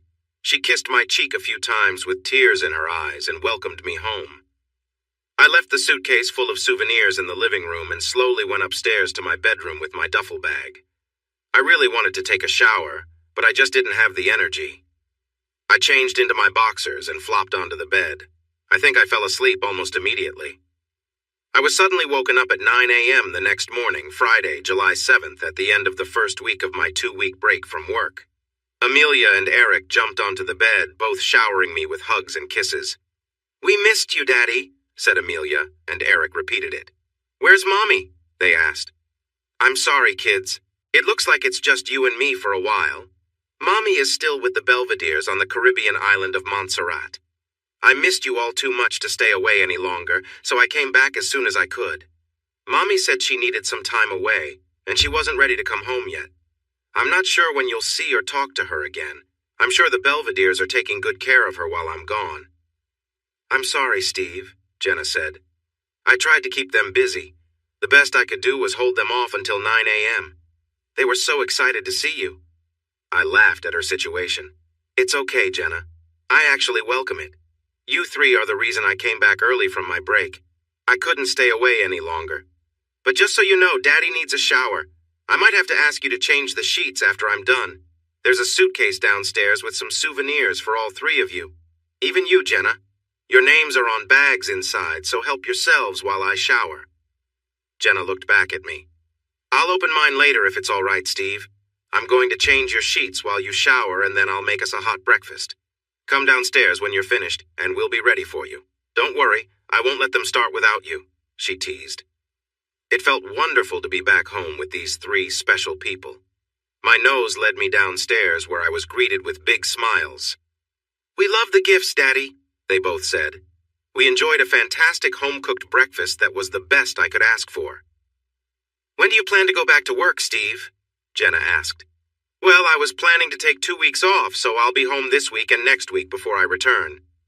2 weeks? Kirsty told me that she and my wife might be away for a whole month. We were asked not to mention it to you because it was meant to be a surprise. "I know she might be gone that long, but I'd rather be here with you all," I replied.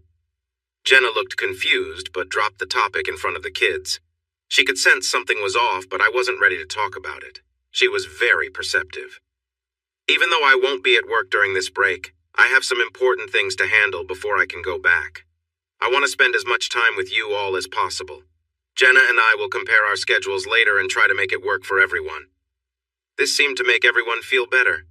After breakfast, I checked in with Stargen Pharmaceutical and let them know I would return to work after my original 2 weeks off. I told them the extra 2 weeks my wife wanted were no longer needed. Then I called Ross Gertzky. "Hey Ross, it's Steve Walters." "Well, if it isn't Captain Ahab, how's your vacation going?" he joked. "That's what I wanted to talk about, Ross. My wife, Kirsty, made a mistake with our vacation plans. I won't need those extra 2 weeks after all. I'm really sorry she called you about covering for me. I'll just be taking the 2 weeks I initially asked for. Are you sure, Steve? I know I owe you a lot, and I want to help you and your family in any way I can. Don't worry about it, Ross. Like I said, she made a big mistake. Just take care of your family. Thanks, Steve. You too. See you when you're back at work. With my work sorted out, I focused on another important matter. StarGen Pharmaceutical provides legal help as part of my job. I called and scheduled a 2 p.m. meeting with one of the legal team members. Geraldine Markham, a friendly redhead, gave me information about divorce laws in Florida.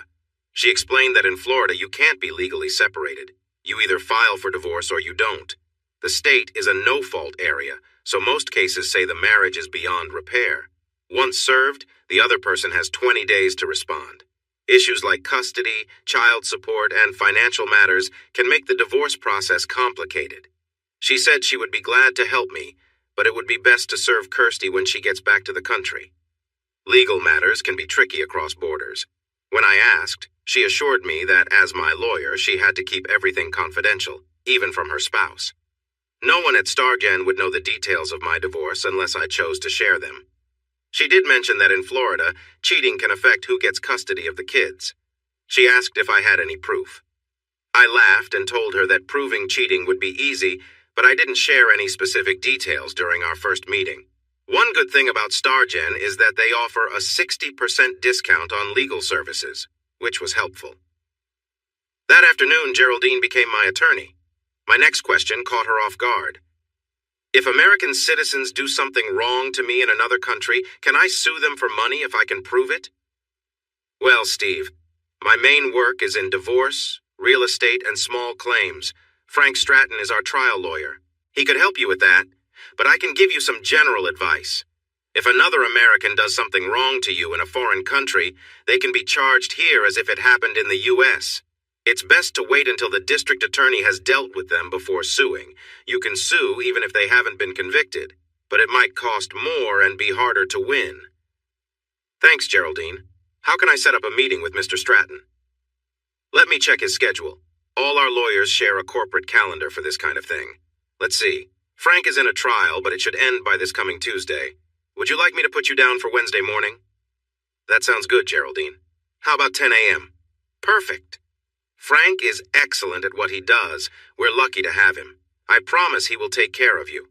In the meantime, I'll start your paperwork to notify your wife about the terms when she comes back to address your divorce. Great. Thank you, Geraldine. One more question, if you don't mind. Of course, Steve. Do you have a good private investigator you can recommend who is also very discreet? My goodness, you seem to be quite busy, don't you? She asked with interest. Unfortunately, I am. I need someone who can find out where my wife is and what she's up to. It's important for my legal matters. Yes, we do have someone, Steve. I've used them mostly for situations like yours, and they're very competent. Unfortunately, your discount doesn't apply if you hire them directly. But if I or Frank hire them for you, then it will be part of our billing and your discount will apply. Here's their card. It's Carling Investigations. Ask for Brant Carling and tell him I referred you. Thank you, Geraldine. You've been really helpful. I now have a lawyer starting my divorce. I have an appointment next Tuesday to meet with a civil attorney, and I got a recommendation for a good private investigator.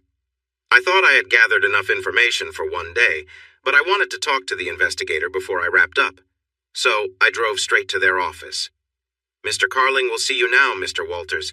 Thank you for waiting. Our agents often spend a lot of time with clients. Please come in, Mr. Walters.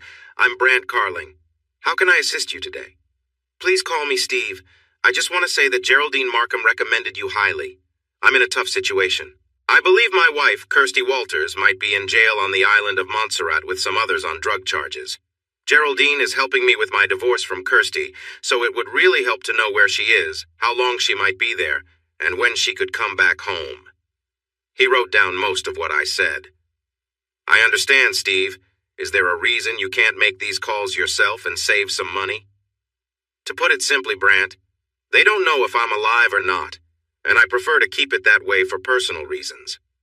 But if you could find out their situation, whether they are facing any charges, and importantly, when they might be able to get new passports to come home. It would really help me. I don't need any active watching. I have clear evidence regarding other issues. Is this something you can do? Yes, of course. You want your name kept out of any inquiries and don't want anyone to know about your current situation? Exactly. For personal reasons, I'd like to use your services with this initial deposit. I handed him the last gold coin. Gold is worth a lot right now, over $2,500 an ounce. You could sell this coin for about $2,600 right now, or hold on to it for more value. Do we have a deal? He examined the coin closely, smiled, and held out his hand. Yes, Steve. This is unusual, but I'll accept this to get us started. Great. Thank you. Like I said, if you could keep me updated at this number I'm giving you, I would really appreciate it. If your charges go above the $2,500 value, let me know and I'll pay you the extra. Sounds good, Steve. I should have some information in a couple of hours. Also, thank Geraldine for the recommendation. She'll take care of you. She's a determined person. I felt a wave of relief to have started the legal process for divorce from Kirsty, and I was very anxious to learn what was happening with the three involved. Do they think I'm kidnapped or dead? Do they think the sailboat and painting were taken? Did anyone notice the sinking, or was it reported? Were they being held on drug charges? Had they arranged for new passports and a way back home? All these questions swirled in my mind. I got home by dinner time that Friday evening. Jenna had made a big meal of all my favorite foods. She must believe that cooking is the way to make someone happy. Later, while Jenna cleaned up the kitchen, my new phone rang. Hello, Steve? This is he? Hi, this is Brant Carling. I have some news for you about your wife and the Belvederes, if you have a moment. Sure, go ahead. I contacted the local authorities in Montserrat as you suggested. I told them I might be their legal representative and they emailed me a copy of the police report. Great. What does it say? It mentions that an anonymous tip from a local person caught their attention. The Belvederes and your wife arrived at the dock in about 45 minutes. They were checked with a dog who found drugs in their belongings, just as it was said. The report states that your wife was very upset and kept saying she thought her husband might be dead. The police were confused until the Belvederes explained that their sailboat was missing and you were on it. They believed it had been stolen. Christopher asked the police to search for it, saying you might be an innocent victim. He said the boat was worth a lot and had important art inside. The police focused only on the drugs at that time. The three of them were taken in for questioning and charged with having illegal substances. Each person had a different type, maybe so no one would face multiple charges. They were booked and kept overnight. Because there were many cases, the magistrate wouldn't be available until today. It seems Kirsty was very upset. Is that all you have for now? Yes, sir. I'm afraid the results of their meeting with the magistrate today haven't been made public yet, so we don't know how long they may be held or what will happen next. It might be next week before we get more information. I'm happy with what you've found so far, Brant. At least I can relax a bit this weekend. Thank you very much. Let me know if you hear anything else. I will, Steve. I'll keep looking into this for you. Have a good weekend. I felt much better knowing that their troubles with the drugs were stopping them from dealing with the boat or searching for me. I took a deep breath and let it out slowly. It felt good to think that Kirsty might be sad about what happened to me. After all, she had put me through a lot of emotional pain. A smile crept onto my face. Since I hadn't spent much time with the kids that day, I decided we should go to the movies to watch a new kid-friendly film. We had a great time. I had a special girl on either side of me while Eric chose to sit with Jenna instead of his sister. Once we got home, we had the kids take their showers in separate bathrooms at the same time, and then we got them to bed at the usual Friday night hour. After I was sure Amelia and Eric were sound asleep, I found Jenna waiting to talk with me. All right, Steve. I held back my questions like you asked, but I can tell something is wrong, and I think it has to do with Kirsty. I won't push you to say anything you don't want to share, but you know I care about you. I couldn't love you any more than I do. But since you're being vague, let me guess. Is there something going on with Mr. Belvedere? Is that why she stayed there instead of coming back with you? Is that why you cut your vacation short? I looked into her eyes. I was surprised by how much she understood and how much she cared about my well-being. What makes you think that? I notice small things, Steve. Like how you're not wearing your wedding ring. I've always seen you with it until now. Wow, you're a smart girl. I love you too, Jenna, and I don't mean to keep you in the dark. You've always been able to read me better than anyone else. If I tell you everything that has happened, it might change how you feel about Kirsty. Are you sure you want to hear it before hearing her side of the story? You're avoiding the topic, Steve. Let me say this from my heart. If you and Kirsty ever share something and your stories don't match, I will always stand by you without question. I have never met anyone as honest as you. If you tell me something, I will believe it completely. So, was I close? Close? You're exactly right. I can't compete with what the Belvederes offered her. They turned her against me. Kirsty has betrayed our marriage in a way that can't be fixed. I met with a lawyer today and plan to get a divorce as soon as I can. Plus, what they did against me is serious. I think they could face some real consequences, but for now, I'm just glad to be home with you and away from them. Whenever they come back, it will hit me hard. If things are not done just right, it could be a tough time to get through. If I say more, I worry you might get caught up in it, and I can't let that happen. I want to keep you and the kids safe. She rushed to me, knelt down in front of me, and held my hands. You silly man. You don't see how much I care about you. I'm 26 and still here as your helper. I love Amelia and Eric as if they were my own, but the main reason I've stayed is to be close to you. When was the last time you saw me go on a date? Sure, I went out a bit when I was younger, but those guys didn't mean much. None of them come close to you. I never said any of this before because I didn't want to disrespect your marriage to Kirsty. But now that she has let you down, I feel I can share my feelings. My heart wants you, Steve. It always has. What you tell me will stay with me. I will take your secrets to my grave. Unlike Kirsty, I have always been loyal to you. You can count on me and I'd do anything to protect you. I've always cared for Jenna since she joined our family, but I've always seen her like a sister. I never thought of her in any other way. But now, my feelings for her seem different, seeing her in a new light filled with years of love. I don't know what will happen between us, but I really believe I can trust her. Jenna, you know I care about you too. You can be part of this family for as long as you want. Right now, I can't promise more than that because I'll be busy dealing with them when the time comes. But it's good to know you're on my side and will stand by me in hard times. She kissed my cheek, tears rolling down her face. They were clearly tears of love. Sweet Jenna, I've never lied to you, and I don't want to start now.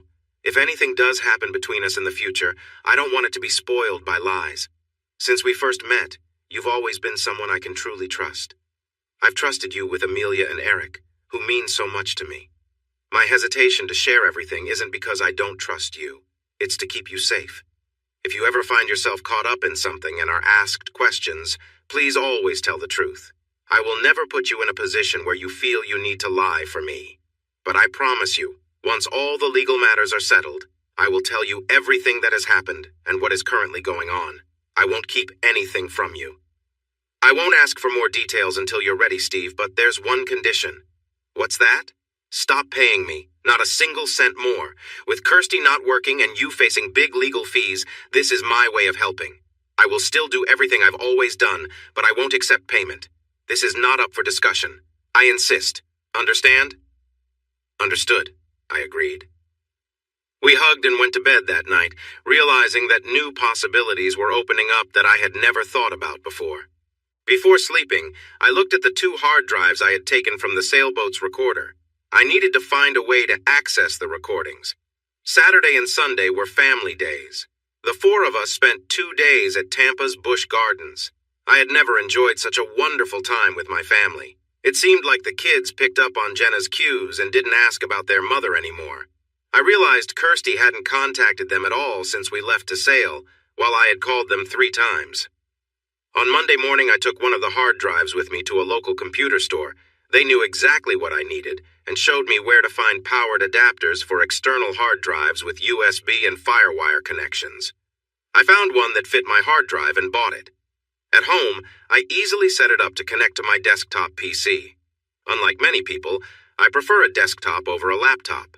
Accessing the hard drives wasn't the issue. It was viewing the files that proved difficult. All the recorded files had a special file type I'd never seen before. A quick internet search showed limited options. I needed to buy special video editing software that could handle a variety of file types, including the unique files on my hard drives. After purchasing it, I downloaded the program and saved a copy on a DVD just in case. Though it wasn't cheap, it was worth it. What I found was surprising. I learned there were 7 other cameras placed around the cabin areas of the sailboat. Only one camera covered the deck, aimed at the forward tanning area. The recorded files were labeled by camera number, and it seemed the cameras were motion sensitive because the folders for the unused rooms were empty. Luckily, there wasn't a camera in the engine room. If there had been, Christopher could have seen me take the hacksaw from there. What scared me the most was that I tried to hide the saw in case someone walked in while I was putting it away. Fortunately, the camera showed me from behind, making it seem like I was just grabbing paper towels when really, I was hiding the saw. Someone must have been watching over me. 2 cameras filmed their precious painting from different angles. I urgently wanted to check the recordings from the kitchen, the common room, the Belvedere's room, and my room with Kirsty, which made 5 cameras in total, as 2 were pointed at the common area. I asked Jenna to take the kids out again today so I could start looking at the recordings. I needed information for my divorce hearing and for a civil case I planned to file against the Belvederes after their trial, if there was one. Wealthy people often find ways to escape trouble. I spent the whole day and into the night until 2 a.m. scanning the 5 camera recordings for important details. It was tough to watch Kirsty's influences as she had more wine than usual, which affected her behavior. It felt like she was being played, and I couldn't stand it. What really hurt me was a private conversation between Christopher and Lorene that I was not supposed to see. I had to think hard about the best way to use these recordings. If people found out that I had the hard drives from the sailboat, it would ruin my plan and my chance for justice. I had already cost the Belvederes a $10 million sailboat and their $40 million painting. Even though that amount might not mean much to them, I didn't want it to be known. I still needed to come up with a smarter plan. I looked at the second hard drive and discovered it was just a copy of the main one, which kept everything safe. I used my software to convert the selected videos into standard MP4 files. This changed the quality from a high 8K down to 1080p, making the files smaller but still suitable for what I needed. I copied the chosen MP4 files onto 2 external hard drives I bought with cash at a discount store. I also got a fingerprint safe for the hard drives. After checking the new copies, I drilled holes into the source drives and smashed them with a hammer, putting the pieces into a plastic bag, which I tossed into a nearby dumpster. At my first chance, I met with Geraldine, my divorce lawyer. Thanks for seeing me on such short notice, Geraldine. I promise to keep it brief. I have a busy day, Steve. What do you need? I have a small safe that opens only with my fingerprint. Inside is a hard drive with evidence of my wife's dishonesty. I hope I won't need it, but I want to keep it safe. It's the only copy I have. If my wife were to break in and take it, she might not want to cooperate with the divorce. I was wondering if you could help find a secure place for it. She reached out to take the safe. Yes, there's a secure safe here that we use for important documents. I can keep it in my office. Just let me know if you need it back. Great. Thank you. I hope it stays secure in the meantime. On my way home that evening, I sent out a package. Jenna was thinking hard about her life. She was deeply hurt to learn about Kirsty's betrayal. A divorce seemed unavoidable. There was nothing Kirsty could do to change that. It broke her heart to see the pain in Steve's eyes caused by Kirsty's actions. Steve would need all the love and support she could give, and she wanted him to know she wouldn't let him down like Kirsty had. She thought about how to help him as he faced his legal troubles. Jenna cooked his favorite meals every night and planned family movie nights, sitting close to him and cheering him on. She also improved her look, getting her hair styled and wearing simple makeup and nice clothes to feel more appealing to him. Jenna complimented him often and spoke to him gently to help rebuild his confidence after everything he had been through. These were the things she had decided to do for him, and she was committed to doing them all the time. Christopher, Lorene, and Kirsty were in serious trouble with the authorities in Montserrat. They had all been arrested for drug-related charges. Christopher was furious about the betrayal. He learned that a local resident had reported them to the police. The only local he could think of was the man he had trusted to sell him the drugs in the first place. It didn't add up, and he was even more puzzled about where Steve and the sailboat were. They looked through a large area where he was sure the boat had been left, but it was nowhere to be found. They had left Steve alone and tied up. Had pirates taken the boat and their important painting? Had they harmed Steve and discarded him in the ocean? Was he kidnapped for ransom, or had he managed to escape and sail away? Their passports were on the boat. Without those or the boat, returning to the U.S. was impossible, even without the added issues of the drug charges. He had many questions and no answers. Everything about this July vacation had gone wrong, and he felt stuck without any options. "Hello, is this Mr. Walters? Mr. Steve Walters?" "Yes, this is he. How can I help you?" "My name is Kent Morgan. I'm the district attorney for Hillsborough County, which includes Tampa." "I've heard of you, sir. I can't remember if I voted for you or not," I said with a small laugh. "The reason for my call is about a case I'm working on. Could you come by my office at the courthouse this afternoon? Your help would be appreciated." "What's this about, if you don't mind me asking?" "I think you already know, Mr. Walters. I'd like you to come in and confirm some details." "I can be there around 5:30 this afternoon. Will that work?" "I'll be waiting for you. 3rd floor, room 302. The door will be open." I had a feeling I knew what it was about, and I felt nervous. I shouldn't be worried, but this was a big deal for someone like me. I arrived on time and found his office. We shook hands, and he offered me a drink. I chose soda while he had scotch. "Thanks for meeting me, Mr. Walters. Please, call me Steve." "I like the casualness, Steve. Call me Kent." A little while back, my office received an anonymous package. Inside was an external hard drive and a letter. The letter has been checked. It was printed in standard block letters and then copied. We have no way of knowing who sent it. There are no fingerprints or identifying details. Let me read it to you. It says, "To District Attorney Kent Morgan, a long time ago, Tampa residents Christopher and Lorene Belvedere hurt my family and ended my marriage. After my divorce, I promised to find a way to make them pay for what they did. It took many years to reach this point. I discovered a cloud account that Christopher Belvedere uses to store videos from his sailboat. I downloaded the contents of that storage and have copied the highlights of their recent activities, hoping to lead to criminal charges against the Belvederes. Their latest targets are Steve and Kirsty Walters, who also live in Tampa. I suspect they may be facing a divorce too. I will keep an eye on the news. We should not let the very wealthy harm others without facing any consequences. Sincerely, a friend of the court." Steve, after hearing what I just read, do you know what is on the video recordings on that external hard drive? "Yes, Kent. I have a good idea since I went through it. From what I've seen, you are the victim of several serious crimes. The recordings clearly show what happened. Before I take any action, I need your confirmation. I have a statement that outlines every charge I want to file against the 3 people involved, including your wife. Please read it carefully, and if it is correct, I need you to sign it to support your complaint.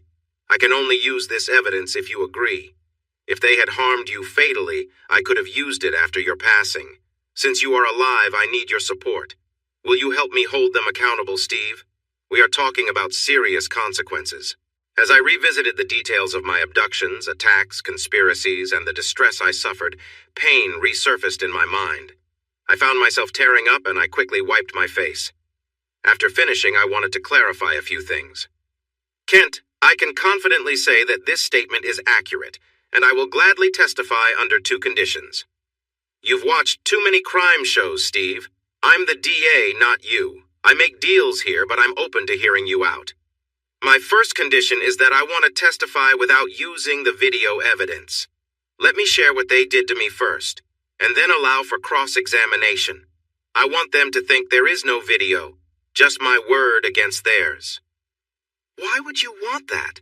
"Because my wife can choose not to testify against me due to spousal privilege. If she does invoke that, then I want to set a second condition." "And what is that?"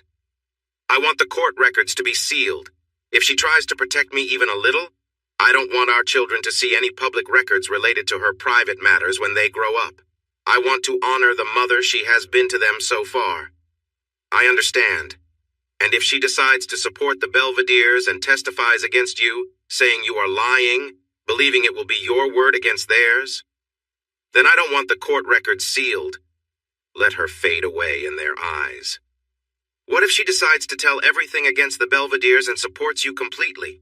Then the same thing. Keep it private. Make her an offer if you want, but she should get at least 10 years. Why 10 years? My son is 8. In 10 years he will be an adult and there won't be any issues over custody in our divorce. Smart man, but maybe not smart enough. I could use the video evidence against the Belvederes right away and then call you to testify. You wouldn't have a choice but to support the proof. Yes, you could do that. And I could go on the stand and say it was just acting and a joke. You would let them go free? I want them to face consequences, Kent. But I need Kirsty to show her loyalty to the Belvederes through her words in court. The kids should understand that she brought this on herself and that I didn't misuse the justice system against her. How they see things later matters to me. I need her to decide her path. If I keep the video evidence from the defense like you suggest, they will claim they had the right to know about it before the trial. They might suggest a deal knowing about the video beforehand. A deal? You don't have to let them lessen their charges. That's what they want. Let them lie. You can add an extra 5 years when they do. When they give false testimony, you can then show the video as proof against their lies, strengthening your case and adding to their sentences. It is different, but I think it can work like that. The judge will be upset with me for a while for this trick, but it is still legal.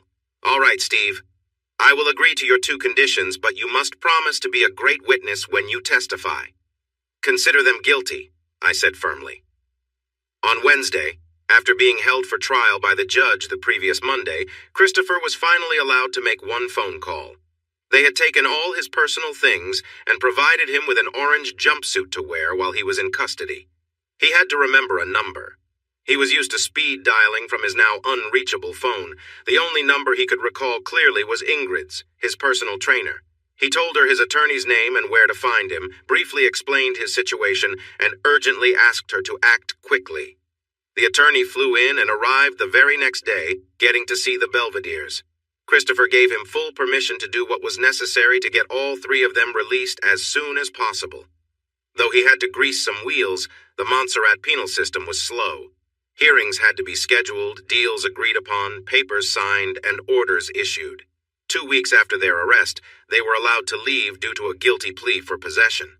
They received a 5-year ban from the island, but their sentences were reduced to time served. During this waiting period, their attorney contacted the U.S. Embassy in nearby Barbados to request new passports. This process also took 2 weeks, and no amount of money could speed it up.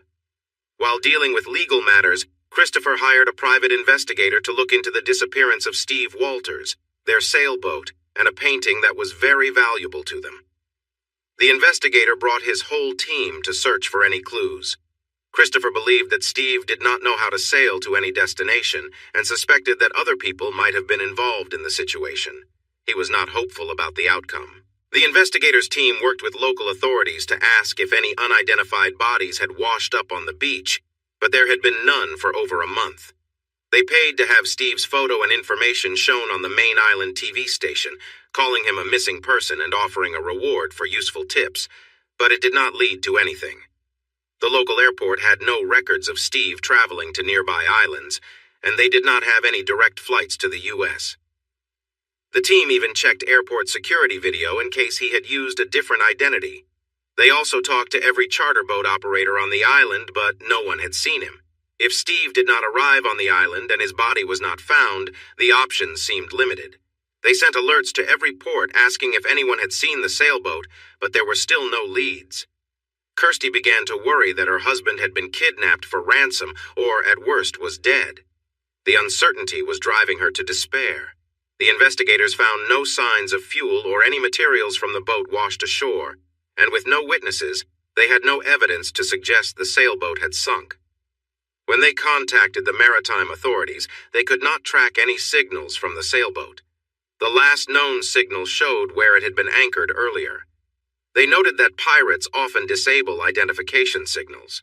Kirsty felt devastated, believing her husband might have been taken or harmed. The not knowing was deeply distressing for her.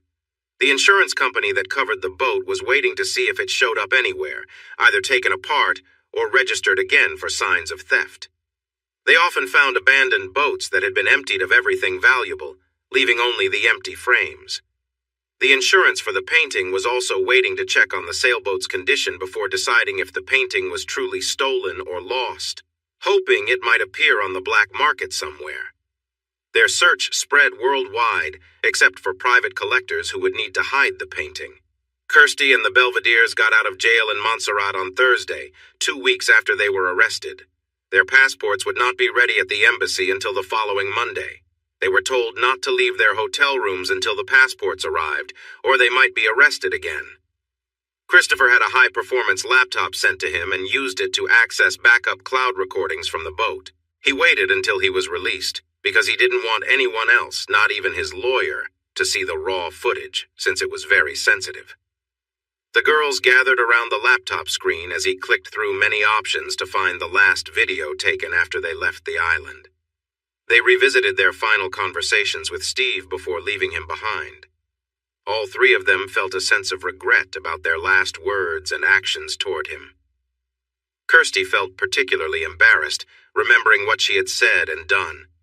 After they left, they watched the footage closely, not wanting to miss anything. The only sound was the TV loudly playing a recording of Kirsty and Christopher. Eventually, they saw Steve using his free arm to scratch his back while he stood still, looking away from the screen, not interested in what was happening. Christopher increased the volume, hoping to catch some other noise over the loud sounds coming from the recording. Then something surprising occurred. The three of them leaned closer to the screen when they heard some unclear thumping noises that were not part of the recording. It almost sounded like footsteps coming onto the boat or moving toward the cabin area where Steve was. Their suspicions were confirmed when they saw Steve lean forward, looking toward the entrance. He called out, "Kirsty? Christopher? Lorene? Is that you? Did you come back for something?" Someone was on the boat and heading toward the main area. Steve suddenly looked shocked as he stared at the entrance from the upper deck and said, "Who are you? What do you want?" All three of them held their breath. They were about to find out what was happening. Just then, the video stopped. There was no more footage to see. This worried them because it made them think that someone, maybe pirates, had come aboard and found Steve. What happened next? They had no answers, only more questions. They watched that part 3 times, but nothing changed. There was no clue to what happened except that the boat was likely taken. No other information was available. Once she calmed down, Kirsty realized this was her chance to use a phone. "Hello, Jenna. This is Kirsty," she said through her tears. "How are Amelia and Eric? Can I talk to them?" "Oh, hi, Kirsty. The kids are fine, but they are at a birthday party at an amusement park. I won't pick them up for a bit. You sound upset. Is everything okay?" "I'm just so glad to hear your voice. But I have some bad news, Jenna. Steve is missing. He stayed on the boat while I went to the island with the Belvederes. The sailboat has disappeared with him on it. Has anyone asked for a ransom for him? You can tell me even if the police are involved." "Oh, no! You say the sailboat and Steve are missing? That's awful. No, I haven't heard anything about a ransom and I haven't spoken to the police. Do you want me to tell the kids?" "Oh, no, please, Jenna, don't say anything to them. It might be nothing, but until we find him, I can't stop worrying." "I'm so sorry you're dealing with this, Kirsty. At least you are safe. If I hear anything from the authorities, how can I reach you? This number is new to me. Should I call your regular cell phone?" "I can't do that. I left my cell phone on the boat. This number is for the hotel we're staying at in Montserrat. I've tried calling Steve's phone so many times, but it just goes to voicemail. I don't mean to worry you more, Jenna. I hope we get some answers soon. Our new passports will be ready on Monday at the embassy, so we will pick them up and fly back to Tampa then. I'll call you with our arrival details, so you can pick me up when we land. I won't have any luggage." "I'm excited to see you and the kids," she said honestly. "I understand. I'll wait for your call on Monday with the details." Jenna felt proud of herself. She hadn't told a single lie or betrayed Steve. But deep down, she knew she would rather lie than let Steve down. She quickly told him about Kirsty's call. Soon after Jenna's chat with my wife, my phone rang again. "Hello, Steve. This is Brant Carling. I have more news for you." "Great. What's the latest?" "I received a copy of the update on their drug case in Montserrat. You were right. Mr. Belvedere used his influence to lessen their punishment. They all signed a plea agreement, admitting guilt to drug possession in exchange for just 2 weeks in prison and a 5-year ban from the island, pretty light punishment. Only very wealthy people can get away with this. That's the information I needed, Brandt. Can you send me a clear copy of that document? I need it today. You can take my original, Steve. I will make a copy for our files just in case something happens to yours. Perfect. I'll be there in 20 minutes. I took the rest of the afternoon off work and went straight to see Geraldine with the document. Yes, Steve. This should work, at least for a little while, she said. How long do you think it will last?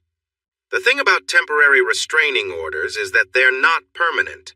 Your wife's recent guilty plea about drugs would give any husband cause for concern about her role in your children's lives. However, one mistake doesn't mean she should be kept away forever. Judges are often hesitant to separate children from their mothers unless there's serious abuse. I've dealt with cases like this before. I'll aim for a 3-month order, but we might end up with just 6 weeks. That will give you some peace for a while. The order will protect you, your job, and the kids at school. That's the best I can do given the situation. Would it help if you mentioned that I'm filing for divorce because of her unfaithfulness? Judges in Florida consider infidelity during custody decisions, but it hasn't been established legally yet. I can mention that you'll be able to prove it when your case comes up to see if they will extend the order. Thanks, Geraldine. I just want to keep her away until their trial date. I really appreciate all your help. By the way, Jenna said Kirsty will fly into Tampa on Monday. I'll let you know her arrival time once we find out. Can you be ready to give her the divorce papers as she walks in and the restraining order at the same time? That's what we do, Steve. We'll be set to go first thing. I'll have someone ready. What do you think she'll do when she finds out you're alive and she can't go back where she was? She'll be angry that I didn't tell her I was okay, but I don't mind. She won't be in trouble financially. The Belvederes will help her out. They have a big house. The next Monday morning, the new passports arrived at the U.S. Embassy in Barbados and were picked up right away. With the passports ready, the group could finally book their flights back to Tampa. They had a short stop in Miami before the final flight to Tampa. Kirsty had told Jenna they would arrive at 2:15 p.m. so Jenna could pick her up. The Belvederes had set up a different ride home. Kirsty felt frustrated with them since she had followed their advice, and now her husband was missing. As she walked off the plane into the terminal, she saw a cheerful-looking college student holding a picture of her. Are you Kirsty Walters? Yes, I am. Did Jenna send you? No, ma'am. Miss Walters, you have been served, she said flatly while handing over a manila envelope. I have another for you.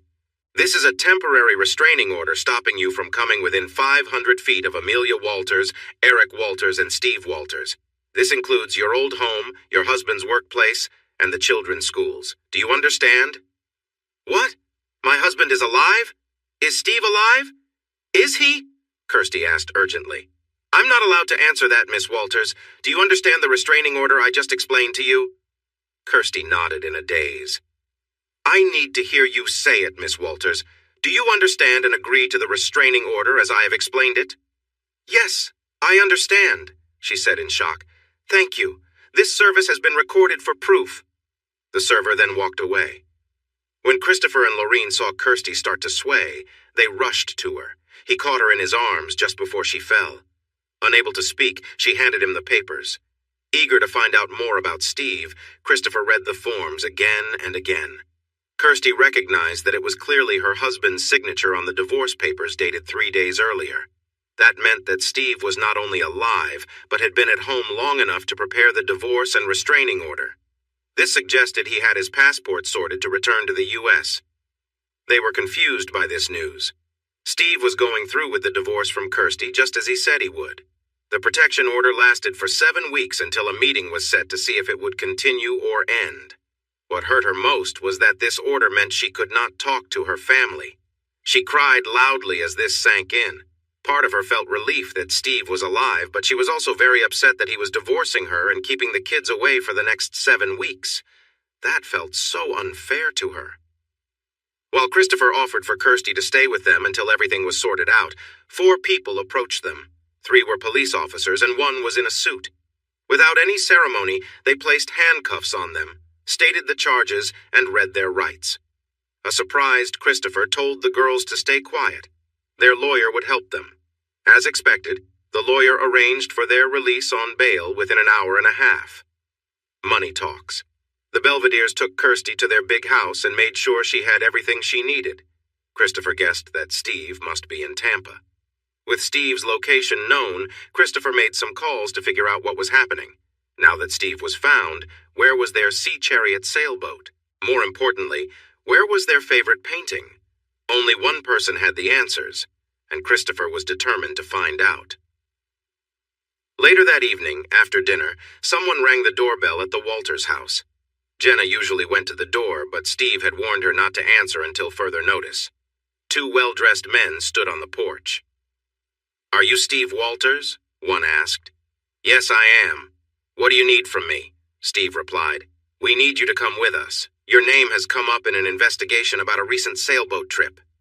"Are you with the police?" Steve asked. They exchanged glances but did not answer.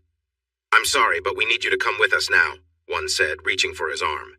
Steve quickly pulled back. "You are not from the police. If you were, you'd have shown your ID. You can't take me anywhere. If you try to force me, my family will call the police, and my video doorbell has recorded your faces. Your actions could lead to serious trouble. I have nothing else to say," he finished, closing the door firmly. The men stood there surprised, trying to decide what to do. Realizing Steve meant what he said, they left without him. Steve thought they must be working for Christopher. "Christopher will just have to wait until I feel it's a good time to talk." 2 days later, Geraldine called. "Jenna can come, Steve, but you and your kids cannot." "Come where?" "Kirsty is following the right steps to pick up her clothes and toiletries. She has the right to her things, but she must not break the restraining order. Tomorrow at 10 a.m., I'll let her into your house and make sure she follows the rules. A police officer will be there as well as a normal practice. Can you drop off a spare key at my office before you leave work today?" "I will do that, Geraldine. Thanks for your support.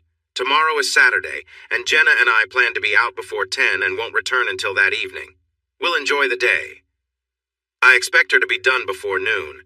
I have plans for tomorrow too, you know." "I totally understand. Don't forget to add that to my bill." "I won't forget," she laughed. Geraldine called me at 1 p.m. the next day while the four of us were out enjoying a game of golf. She finally left. It took longer than I expected. She was upset the whole time. I kept her away from the kids' rooms, or she would have been in there all day. I can see how hard that would be for her, being near her family but not able to connect. She asked me many times how you got off the boat and back to the U.S. and if I knew where that boat was. I told her I'm your divorce attorney and only represent you regarding that. That sounds like the Belvedere's influence. I think they put her up to those questions, even if she's just curious. You're likely right. Speaking of the Belvederes, they brought her to your home and insisted on helping her pack. I had to ask the police officer to keep them outside until Kirsty finished. They seemed eager to get inside, as if they were looking for something in particular. Geraldine, I can honestly say that whatever they wanted is not in my home. Thank you for keeping my house safe. Of course, Steve. It's part of my personal service, she chuckled. I stayed close to her. She only took what I believed was hers. That's fine with me. I don't need her things reminding me of her. I say good riddance. The following Tuesday morning at 9 a.m., I got a call at work from a very upset Jenna. Steve, I'm scared and don't know what to do, she cried. What's happening, Jenna? Are you and the kids safe? Yes, we're okay for now. A group of people saying they are from the FBI is here. They gave me some papers saying they have a search warrant. I read it and it says they can search the whole house, every room. They are making a mess and turning drawers upside down. The house is a disaster, Steve. What should I do? All right, Jenna. Please give me the name and contact number on the search warrant so I can look into it. Then take the kids and don't come back until I call you. Use my credit card to keep busy today, okay? Sure, Steve, I understand. Thank you. She gave me the information I needed before leaving the house as I asked. I called to confirm the search warrant was real. It was valid. They were looking into a report of a missing sailboat worth $10 million and a painting that was worth $40 million. I think they really wanted that painting, but they could search anywhere for clues about the sailboat. I figured they would likely take my computer and documents as evidence. Luckily, I was certain they would find nothing. I had already changed the hard drive on my PC and restored it from a backup I made before Kirsty and I went on our trip. The old hard drive had ended up in the same situation as the two from the boat. I did have the disk at home with the downloaded software, but it was completely legitimate. There were no traces left for them to discover. I called Jenna on my way home and asked her to grab some takeout for dinner for us tonight and that I would meet them at the house. I got home just before they did. The house was a complete mess. It looked as if a strong storm had blown through and turned everything upside down. No room was untouched, not even the children's rooms. I felt bad about what had happened in our home. After we ate, surprisingly, the kids were really strong, and all four of us pitched in to clean up most of the house. We started with the kids' rooms and worked our way out. I wondered what would happen next now that the search was over. I found out soon. On Thursday morning at 8:30 a.m., my boss called me to his office. "Steve, these gentlemen are from the FBI and are working on an investigation. They believe you might have some information that could help them. Everything is fine here. I've told them you can go with them for as long as they need. I hope you can assist." "Thank you, Harlan. Before I leave with them, could you do me a favor?" "Of course, Steve. What do you need?" "Could you please call our in-house lawyer, Frank Stratton, and ask him to meet me at the location they're taking me?" "Sure thing, Steve. I have their card." "Is this the address you're taking him to?" they asked. They nodded in agreement. Once we were outside, they invited me to ride with them. I explained that I didn't plan to stay with them long and would follow them separately unless I was being arrested. They agreed, though hesitantly. After we parked at the downtown facility, I was taken through a long series of hallways and many holding rooms before finally reaching an interview room to answer questions. They seemed to be trying to make me feel uneasy about the situation. They offered me drinks. I chose soda. "I believe you know why you are here, Mr. Walters. I am Agent Gregson, and this is Agent Carruthers." "I have no idea, gentlemen. Could you explain?" "Sure. We have been informed that you and your wife recently visited Christopher and Laureen Belvedere on their sailboat in the Caribbean. Is that correct?" "Yes, that is correct." "Was your wife with the Belvederes at the pier on Montserrat on the night of July 6th while you stayed on the sailboat?" "Yes, that is also true." At that moment, Frank Stratton came into the room. He handed both agents his card and spoke to them. "Good morning. I am Frank Stratton, Mr. Walters' lawyer. Is my client under arrest?" Agent Gregson replied, "Not right now, Mr. Stratton, but that might change. We're looking into the theft of a $10 million sailboat and a $40 million painting. We believe your client may be the only important witness who can help us understand what happened. I understand you have a job to do, but I have mine as well. Unless my client is under arrest, he won't answer any more questions without an appointment through my office. Provide us with clear evidence that he has been involved in a crime or we will leave. What will it be?" Agent Gregson sighed and showed his frustration. "Mr. Walters, you're free to go. Thank you for coming." "Thank you. Can I ask one more thing before I leave?" "Sure," Gregson said. "My home was left a mess yesterday because of your search. There is no evidence you could use against me. I would like my computer and personal papers returned as soon as possible." Gregson nodded without saying anything. I felt relieved to have an attorney with me. Frank walked me to my car. "Don't worry, Steve. They are just trying to find something. You have done nothing wrong, and it's not your job to help them. They now know that they can't talk to you when I'm not around because I am your attorney. You can go back to work or do whatever you want." I shook his hand firmly and said, "Thanks, Frank, for everything." It was clear that Christopher had complained to the FBI about me regarding his missing boat and painting, and he wanted answers. I found some humor in the trouble and loss he was feeling after leaving me alone on the boat. I'll give him credit. He is bold. He probably thinks that being aggressive is the best way to defend himself. I'm sure he told the agents some exaggerated stories about what I might say during an interview. I'm glad I didn't tell them anything they didn't already know. I got back to work and had a very productive day thanks to my improved mood. The next day brought an unexpected surprise. "Mr. Walters, this is Ben from the lobby. You have a visitor. Can you come down now or should I ask them to wait?" "I'll be right down, Ben. Thanks." I didn't expect anyone today, but it could just be a sales call. When I reached the lobby, I almost turned around and left, but I didn't want to put Ben in a tough spot. I gathered my courage and approached her. "Hello, Mrs. Belvedere. What brings you here?" "Please, Steve, is there somewhere private we can talk for a minute? It won't take long, I promise." "Sure, there's a meeting room over there. Let me see if it's available." It was. "All right, Mrs. Belvedere, again. Why are you here?" "Don't be so formal with me, Steve. What happened to Lorene?" "Just speak plainly. Some of us have to work, Mrs. Belvedere. Please say what you came to say or leave." "I'm sorry you feel that way. Honestly, I don't blame you. You have no idea how good it is to finally see you well. I know you might not believe this, but it's true. As for why I'm here, I'll get straight to the point. Kirsty can't talk to you or your kids right now because of the restraining order, and we didn't think you'd want to see Christopher after that day on the sailboat. We tried to get information about what happened to you, the boat, and our painting from the FBI, but they said you got a lawyer. They have enough to get a search warrant, but are hesitant to charge you with anything serious without more evidence. They can't talk to you without your lawyer, but I can. Look, Steve, I'm being honest, and I'll show you I mean it right here if you need proof. Here's my phone. I've turned it off. It's just you and me. Nobody wants to see you in trouble over that day. We just need to find our boat and painting. Can you tell me something, Steve? How did you get home after we left you that day?" I looked into her eyes. It felt strange to see her fully dressed after she had been carefree for days.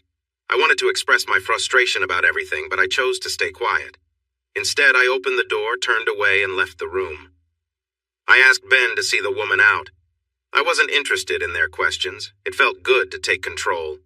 2 more weeks passed without any problems. Jenna and I were creating a comfortable home for Amelia and Eric. She always seemed to know when I needed something, appearing beside me with it instantly. Did she have some special insight? I sometimes wondered. But it was nice that we were so in tune. It was August, and the children were back in school. Jenna had managed to gather all the necessary supplies for them before the first day. She was certainly my right-hand helper. Jenna went above and beyond to support me and the kids during these tough times, asking for nothing in return. I felt a bit guilty, like I was taking advantage of her kindness. I had a feeling I knew what she wanted from me. Should I take a chance and explore that? I decided to reach out to her that morning from my office. "Hi, Jenna. It's me. I was wondering if you'd like to have dinner with me tonight at a new place I've been wanting to try, the Golden Griddle." "That sounds great, Steve. What time should the kids and I be ready?" "Kids? Well, I was thinking we could go out just the 2 of us. Would you be okay with that? We'll need to find someone to watch them." "You mean like a real date? Just us?" She sounded excited. "Yes," I laughed. "That's what I was hoping for if you know someone who can look after the kids." "Absolutely. I have lots of younger siblings, so finding a sitter for tonight won't be a problem. What time?" "I'll pick you up right after work and we can go straight to the restaurant." "The Golden Griddle? That's right between your work and home, right?" "Yes, that's the one. Why not meet there instead? It saves you a trip home and gives us more time together." "I like that idea. I'll leave work right after 5. How about we meet there around 5:20? Is that possible?" "It's 5:20. I can't wait any longer. I need to get ready. Don't worry about Amelia and Eric. I promise they will be safe." "I trust you completely, Jenna. I'll see you there." Jenna wasn't the only one feeling anxious. I was a little nervous about taking this next step, too. I was showing her that there might be more to our relationship than what it has been. After work, I drove to the restaurant and parked. Luckily, I had made a reservation. The lot was almost full. I locked my car and buttoned my jacket. I wanted this to go well. As I walked toward the restaurant, I saw Jenna running toward me, calling my name loudly. I had never seen her so excited since we met. Before I could feel embarrassed about her enthusiasm, she reached me and hugged me tightly. Suddenly, a man appeared out of nowhere, brandishing a large knife. Before I could think, he thrust the knife toward Jenna. She gasped and then went quiet. In that moment, I realized he had attacked her. I knew I had to protect her. I quickly wrapped my arm around his neck from behind and pulled with all my strength. I grabbed my wrist with my other hand to tighten my grip. My only thought was to stop him. It seemed to work. Within seconds, his body went limp. I slowly brought him down to the ground, keeping my hold firm until I was sure he was no longer a threat. I didn't know who he was or why he wanted to hurt Jenna. I leaned over her as she knelt in shock and yelled for someone to call for help right away. The knife was stuck deep. I didn't know how to remove it safely. Medical help was not my area of expertise. I was surprised at how quickly I heard sirens. Both the police and an ambulance arrived at the same time. I told the police what had happened, that the unconscious man had stabbed Jenna, and I had no idea who he was or why he did it. The paramedics carefully placed Jenna on a stretcher, leaving the knife in place for the doctors to handle at the hospital. The police wanted to ask me questions. I told them they could arrest me later for leaving, but that this girl was like family to me. I needed to go with her to the hospital to make sure she got the best care. They understood the situation and said they would follow up with me there. Several other people who saw what happened were willing to give their statements too. The ambulance took us to Tampa General Hospital, which was the closest one. I held Jenna's hand and reassured her that everything would be okay. With my other hand, I called Gloria Sanchez, Jenna's mother. She was very upset and said she would rush over. It seemed like she was driving as fast as she could because she was waiting for us at the ambulance entrance. She kissed Jenna gently and promised that everything would be done to help her. Thanks to her background, she quickly went inside with Jenna and the medical team who had been alerted while we were on our way. I stayed behind to answer the ER nurse's questions about medical and insurance details. In under 15 minutes, 2 police officers found me in the lobby to ask about what happened in the parking lot. I did my best to answer all their questions. When they asked if I had any idea why someone would attack us, I thought of one name, Christopher Belvedere. They said they would look into it and let me know if they found anything. About 45 minutes later, Gloria found me in the lobby to give me an update. They had put a small tube in to let air escape and had stitched Jenna's wound. "She's stable now," Gloria said. "They gave her some medicine to help with her anxiety and shock. The knife came out fairly easily. It had gone into her back and affected some muscles, causing a small wound in one lung. They are going to admit her for the night to keep an eye on her. She'll have a special device on her legs to help with blood flow and prevent clots. They're also watching her temperature and looking for any signs of infection. It's likely that the person who hurt her didn't clean his knife." "Thank you, Gloria, for letting me know. When can I see her?" "They should have her in a private room within the hour. You know how things go in a hospital. It takes time." "Is she alert? Has she said anything about what happened?" "Steve, do you want to know what her first words were when she woke up?" "Yes, of course. Her only concern was for you. She wanted to make sure you were safe and not hurt. She told me that going out with you tonight was the happiest moment of her life. She got to the restaurant well before you and was looking out for you. She said she noticed a strange man coming up behind you with something sharp hidden by his leg. He was coming right for you and was about to strike without you knowing. Her instincts took over and she ran towards you, calling your name. She moved in front of you to shield you from the threat. She wanted to keep you safe no matter what it took." I was stunned. "But why? Why would she do that, Gloria? Steve, are you really that clueless? Don't you see? I've known for years. That girl cares for you deeply. That's why I stopped trying to set her up with other people. No one ever measured up to you in her eyes. Even if she couldn't have you, she wanted to be close to you.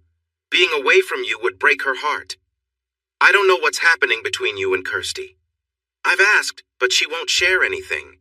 Yet lately, she has seemed happier than ever. She's been glowing like someone on cloud 9. Tears filled my eyes as I understood how genuine Jenna's love was. There is no greater love than to protect one's friends. I quietly hoped to be worthy of such love someday. The walls I had built to see her as just a little sister disappeared. My feelings for her poured out from my heart. Gloria noticed the change in my eyes and smiled, gently patting my hand. She stayed with me until we heard that Jenna had been moved to her room. We hurried to her side. When Jenna saw me, we both cried happy tears, she for my safety and I for my newfound feelings. I held her hand tightly, not wanting to let go. When visiting hours were up, I didn't want to leave her alone. I can't leave her here by herself, Gloria, but I need to care for Amelia and Eric, too. Leave? That's silly, Steve.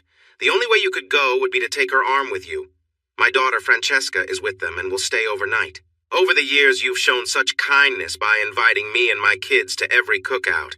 It's the only time they enjoyed steaks. Don't worry about Amelia and Eric.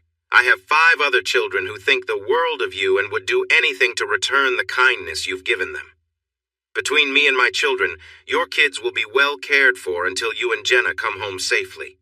Even after Jenna returns home, we'll continue to help until she can take care of everything again. I'm leaving now, but I'll check on your children and Francesca to see if they need anything. Just stay here as long as you want and look after my daughter. I feel something special is happening and I don't want to interrupt it. Gloria gave Jenna a gentle kiss on the forehead and me a quick peck on the cheek before leaving. Just before falling asleep, holding my hand tightly, Jenna joked, "You still owe me that date. I'm counting on it." I wanted to hug her, but I knew it would be hard for her, so I just squeezed her hand to confirm. Gloria genuinely meant what she said. Her family, including her son, worked together to make sure I had everything I needed, along with the kids.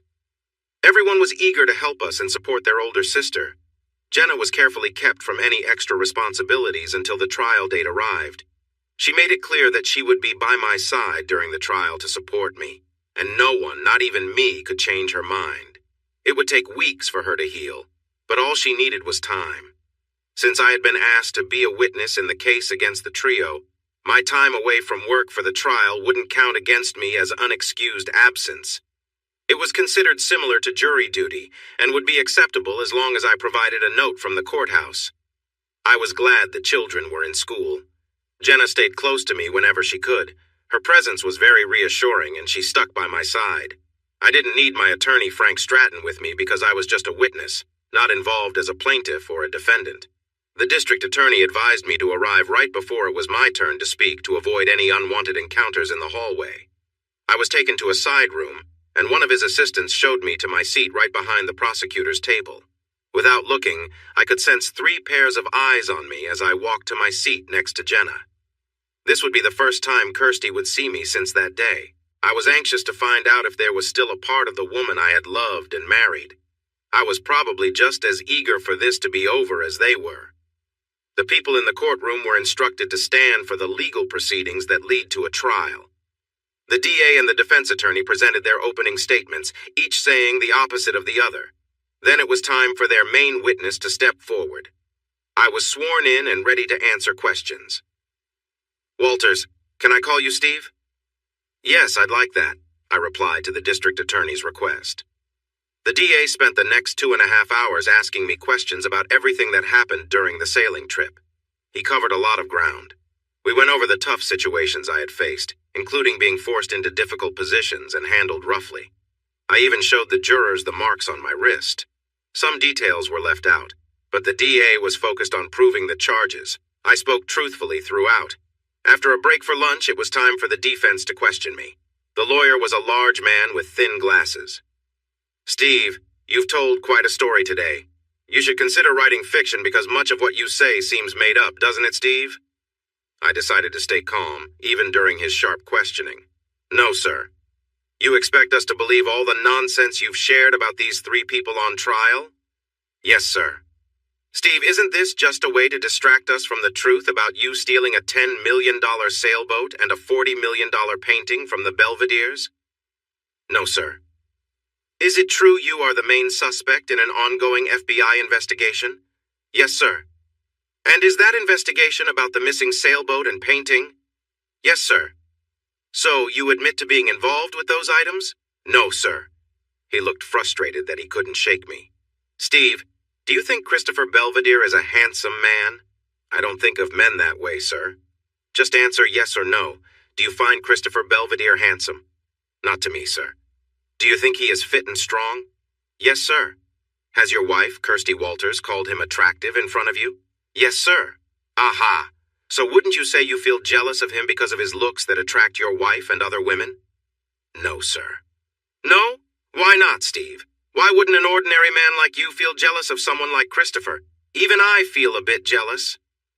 "I'd rather not say, sir. It's personal." "Personal? You can't hide behind privacy here, Steve. Why would you prefer not to share?" "Because it's embarrassing."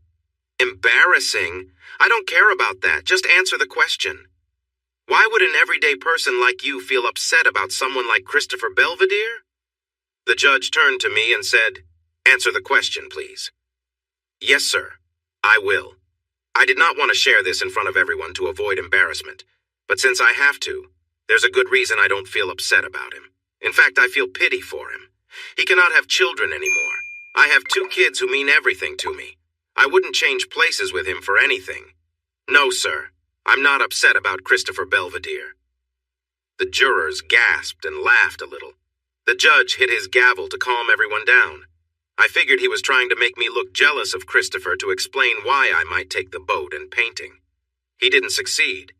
The district attorney gave me a wide smile. The defense lawyer continued asking questions. Would you say Laureen Belvedere is a pretty woman? Yes, sir.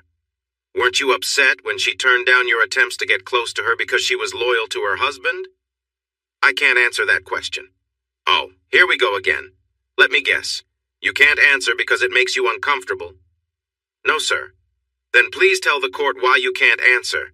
This seems to be a habit of yours, not answering questions because you find them awkward.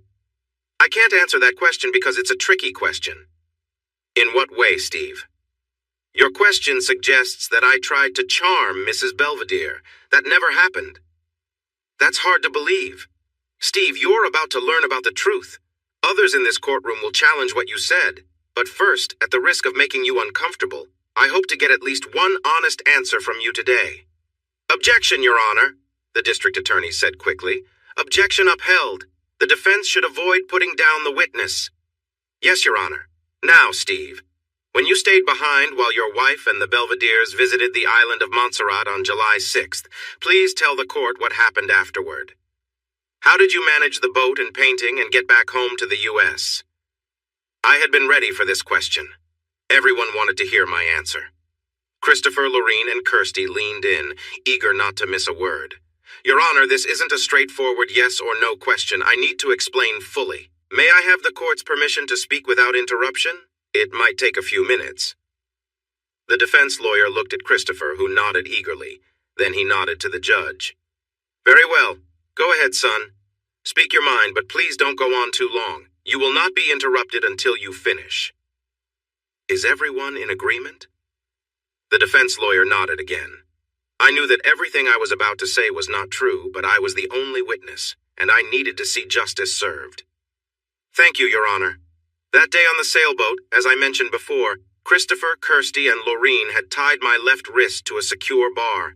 They left me alone as they went to get something illegal to weaken my will. About 10 minutes after they left, I heard footsteps coming towards me. I called out, hoping it was them returning, but soon found out it was not. 3 men came into the cabin with me, and 2 of them were holding a device. I guessed it was something to block communications. All 3 wore black ski masks and dark clothing. I never saw their faces or any marks that would help me identify them later. They spoke a language I didn't understand and did not say a word in English. I continued. After quickly checking the boat to see I was alone, they relaxed and laughed at my situation. It must have been unusual for them to find me in such a state. At that moment, I felt a fear I had never known before. I thought my life was over, and I felt anger towards those who had left me in this situation.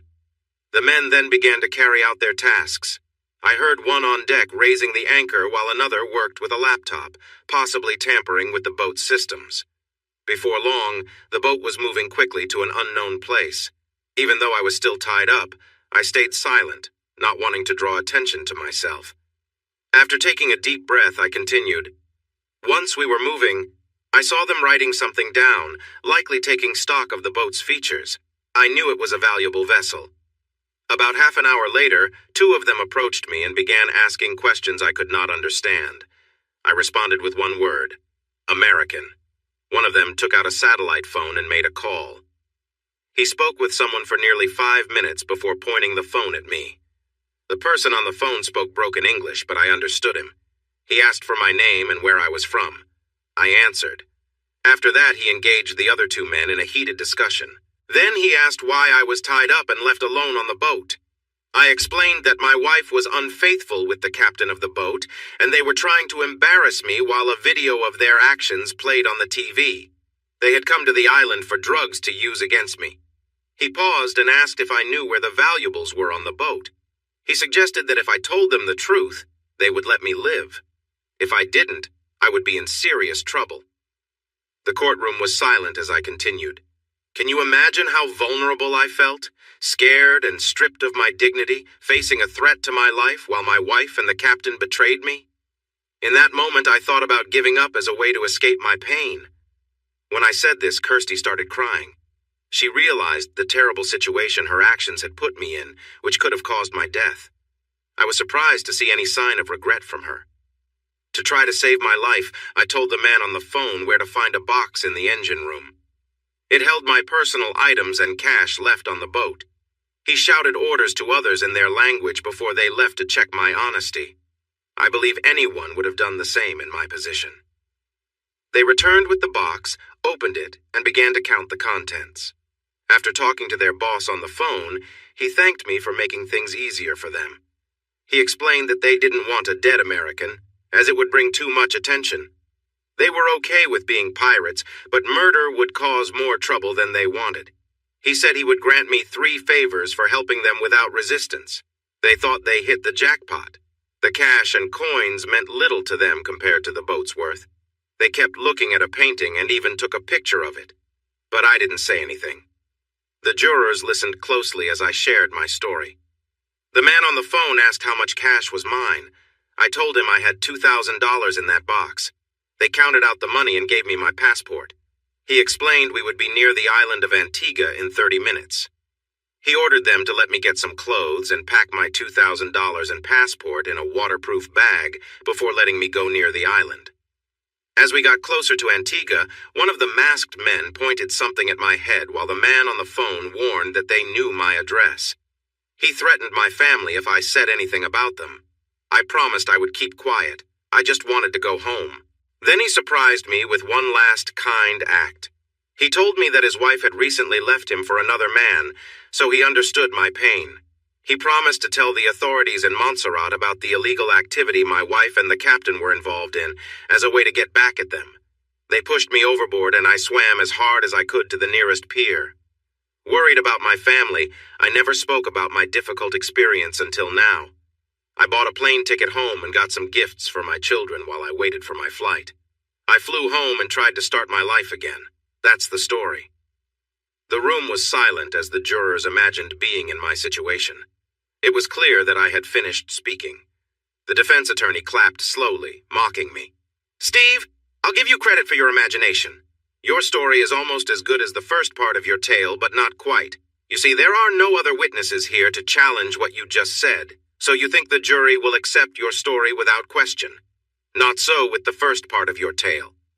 Honest witnesses are about to show the truth and reveal who you really are. I'm done with my questions. You may step down, but stay close. When your lies are revealed, you could face serious charges."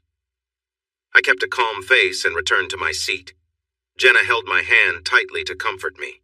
The defense attorney announced, "The defense would like to call its first witness. Please welcome Christopher Belvedere to the stand."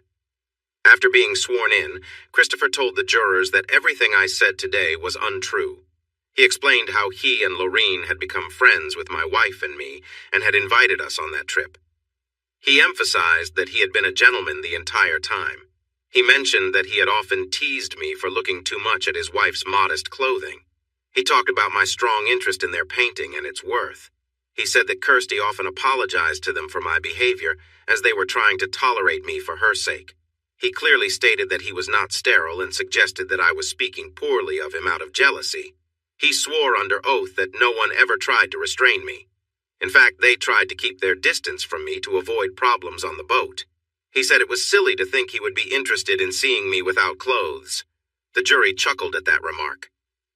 After he left the stand, Lorene repeated his testimony almost exactly. She said that no one ever talked about drugs and that I acted strangely, making her feel unsafe when I was near her. She said they didn't want to leave me behind when they went to Montserrat, but I pretended to be sick. She and her husband believed that everything I said was a lie, and then she stepped down from the situation. The jury seemed to find the couple's story convincing and sympathetic. I suspected they had practiced their delivery to sway the jury in their favor. I wasn't surprised by their performance. What I really wondered about was Kirsty. Would she support me, or would she turn against me? Her testimony would decide if the court records would be kept private. When she was called to testify, it meant she chose not to keep things secret. That was a hard moment for me. She looked straight at me and agreed with their claims, saying how hard I had been to deal with. She mentioned how embarrassed she felt about my focus on Laureen and that painting.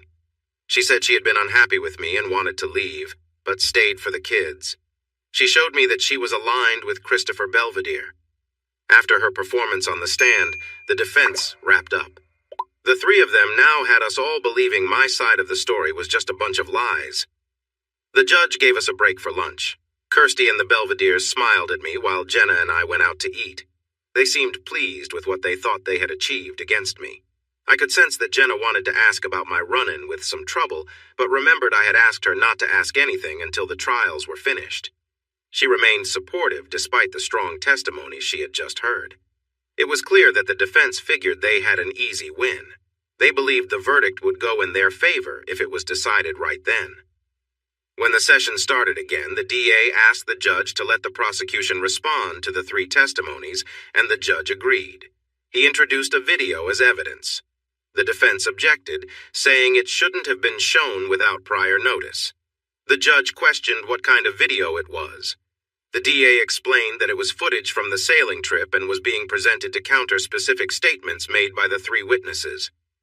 The defense attorney looked at Christopher, who guessed it was a video taken from my phone, telling the attorney not to worry. This moment marked the turning point for their case. The short 90-minute video showcased the truth of everything I had testified about the three of them. There was one particular part that revealed motivations that I was sure Kirsty had never heard before. A short chat during the trip between Christopher and Laureen revealed a lot. "Do you think he'll change his mind?" Laureen asked her husband. "One way or another, I promise you he'll come around. Once we wear him down with just the right approach, he will gladly give you the child you want. He'll be like a tool for you, just like Kirsty is for me. But remember, that's just a side benefit.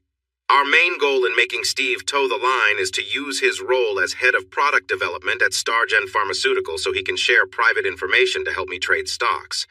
With the right info, we could increase our $400 million to $800 million in about a year." I watched Kirsty's face as she listened to her friend's plan to use me to boost their profits. She realized she was just a minor player to Christopher. They had tried to use her to get to me, and I saw embarrassment wash over her. She had worked hard to hand me over to them for no good reason. After the video ended, the defense attorney asked the district attorney how he had gotten the video, hoping to keep it out of the case. The DA revealed a letter from an anonymous source, stating that such tips are common for both sides. It took the jury less than 30 minutes to find all three guilty on every charge. The judge decided they would stay in custody until sentencing. The defense attorney sought to appeal and asked for bail, which was set at $10 million. He also wanted the court records sealed to protect his clients, but the judge informed them that the records would remain public. Later, the defense attorney asked if I could speak to Christopher briefly in a side room, stating that a bailiff would be there with us. Christopher remembered my warning about being alone with him. The bailiff was there to ensure his safety. I hesitated but agreed, and told Jenna to wait in the car. Christopher seemed almost friendly as he prepared to talk. "Congratulations on that video. I don't know how you managed it, but good job. I'm sure you didn't ask me here to compliment me, Christopher. What do you want?" "Two things, Steve. First, where's my boat and painting? How would I know? I couldn't lead you to them if I tried." "I'll let that go for now. I heard you want to sue me with a civil case. What will it take for us to settle this quietly just between us?" I smiled and replied, "Oh, I might just accept $100 million. Write that check and we can finish this. 25% of my net worth? You've really changed your mind from not wanting anything. I was thinking more like 10 million. For ruining my family's happiness? While my marriage might have had troubles because of you, it was you who made it worse. 10 million is a small amount for you, Christopher. Using threats and drugs shows you can't handle things in a calm way. If you write the check today, I might consider 75 million. How about this? 40 million, no taxes taken out. I'll cover what the tax office would take, so you'll get a full 40 million, which is 10% of my net worth. I pretended to think for a moment. Deal, but not a penny less. He said his accountant would handle the transfer today after figuring out the taxes and tried to shake my hand. I didn't take it. Then he smiled and said the insurance company would send me that $40 million for the painting we lost, so it wouldn't cost him much. I would have paid you $80 million. Maybe, but I would have taken $4 million, which is $1 million more than what you would have given Kirsty. Now I'll take 10 times that amount. You just gave me 40 million reasons to steer clear of you, especially Kirsty. Making her see our child from prison will be hard, and for this deal, if the money isn't in my account before the bank closes today, it's off. I turned and left the room. As the bank was about to close, I checked my account. I saw a deposit of $63,492,064. 00. The taxes were figured out to be $23,492,063. 68. Once the tax office takes its share, I should have a full $40 million. I was relieved not to have to go through another trial. I would still pay Frank Stratton a nice fee even though I wouldn't need his services anymore. It looked like the Belvederes believed there was no point in appealing their decision. A new trial might end badly for them and bring even more negative attention. Kirsty lost her job at the hospital because of her drug case and her criminal record. Lorene also couldn't volunteer there anymore for the same reasons. Now that they had given up their appeal, their sentencing hearing was set for 2 weeks. The district attorney added a charge of lying in court, and they all said they were guilty.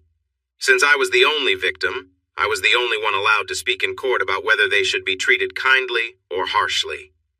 I asked for the longest sentences possible for each one. They could have gotten over 80 years each for what they did together. The judge gave all 3 of them 40 years in prison. If they behaved well, they could cut their sentences in half. That would still mean at least 20 years for each of us. Kirsty asked me to let her see the kids one more time before she went to prison. I'll agree under 3 conditions, I replied. What are they? First, you need to take responsibility for what happened. No blaming me to the kids. I promise, Steve. I know you'd have years to turn them against me otherwise. Second, I want you to give me full custody. You'll be gone for their childhood, so it makes sense. With custody settled, we can move forward with our divorce easily. I'll do it if you promise to let them visit me whenever they want. I don't want you to force them, just if they ask. Promise me that and I'll sign the custody papers. But I won't give up my role as their mother. If you remarry, I know they might call someone else mom, and I can accept that, as long as they know they have a mother who loves them. Okay. Now we just have to figure out the division of our shared belongings. I'll buy out your half of the house. You won't need it. You can keep all the furniture. I'll arrange a moving truck to take it to your parents' home in North Carolina for storage, along with your car. We will also split our financial accounts in half, as of the date you were served. That seems fair to me. What about the money you made from the Belvederes? Still thinking of money, huh, Kirsty? My lawyer says that anything I earned after you were served isn't part of our shared assets. Unless you want to try to challenge me, that's not negotiable. And if you do challenge me, you'll likely lose and won't get to see the kids again. Don't take it the wrong way, Steve. I just thought I'd ask. I know I can't make demands. You mentioned 3 conditions? Yes. If you give me custody of the kids, agree to the way we divide our belongings, and don't disagree with the divorce, it can be finalized in about 20 days. We both know our marriage is over, and it's not smart to fight me on this. You know, when I'm alone in my cell, I sometimes still feel your presence. Even though we are heading for divorce, the memories of what we had or what I let slip away will always stay with me. I know you don't believe it, but I still love you and always will. I got caught up in the thrill and the idea of a life full of wealth. Now I must deal with the results of my choices. I'm truly sorry for how I betrayed you in our marriage, Steve. That's a lot to think about, Kirsty. I've also heard that some people find one type of tea especially hard to drink, reality. I have the kids waiting in the next room. If you could sign the papers now and let this lady notarize them, I'll bring the children in right after that. She quickly signed her name on the documents to hurry things along. Tears of both happiness and sadness filled her eyes as they ran into her arms. I listened as she spoke to them. Amelia and Eric, I want you to know that you are my favorite people in the whole world. I love you so much. But Mommy made some mistakes that hurt Daddy. I told him I was sorry for what I did. I wish I could go back and change things, but that's not possible. It's not Daddy's fault that I will be away for a long time until you both grow up. Promise me you'll be the wonderful kids I know you can be and listen to Jenna and Daddy while I'm gone, okay?" Once the door closed behind us, I could hear her crying over her troubles. I wish I could say I was happy about her sadness, but that wasn't true. I felt sad for our children losing the mother who brought them into the world for so long. I made plans for Amelia and Eric to see a child therapist regularly over the next 6 months to help them cope with their mother's absence. In time, it turned out to be one of the best decisions I ever made. I made sure they knew that I would take them to visit their mother in prison if they wanted to see her. They gave me small smiles but never asked about it, and I never brought it up. As promised, I told Jenna everything about my past, the whole truth. She now knows I sank the Belvedere's boat with their precious painting on it. She understands why I did what I did when escaping their trap and believes they deserved their punishments. It was still hard for her to accept that Kirsty would betray me, but she realized that if things had gone differently, we might not have a chance for a new life together. Jenna chose all new furniture for our home. She was so excited, like a kid in a candy store. Her joy was contagious. She told me she felt much better 5 weeks after the incident. At her 6-week checkup, the doctor said she was fit to return to normal activities. Until then, her mother or another family member had always been there to help with everything. My divorce papers came through, and I was free from that legal bond. I will always have a special place in my heart for the mother of my children, but only in that way.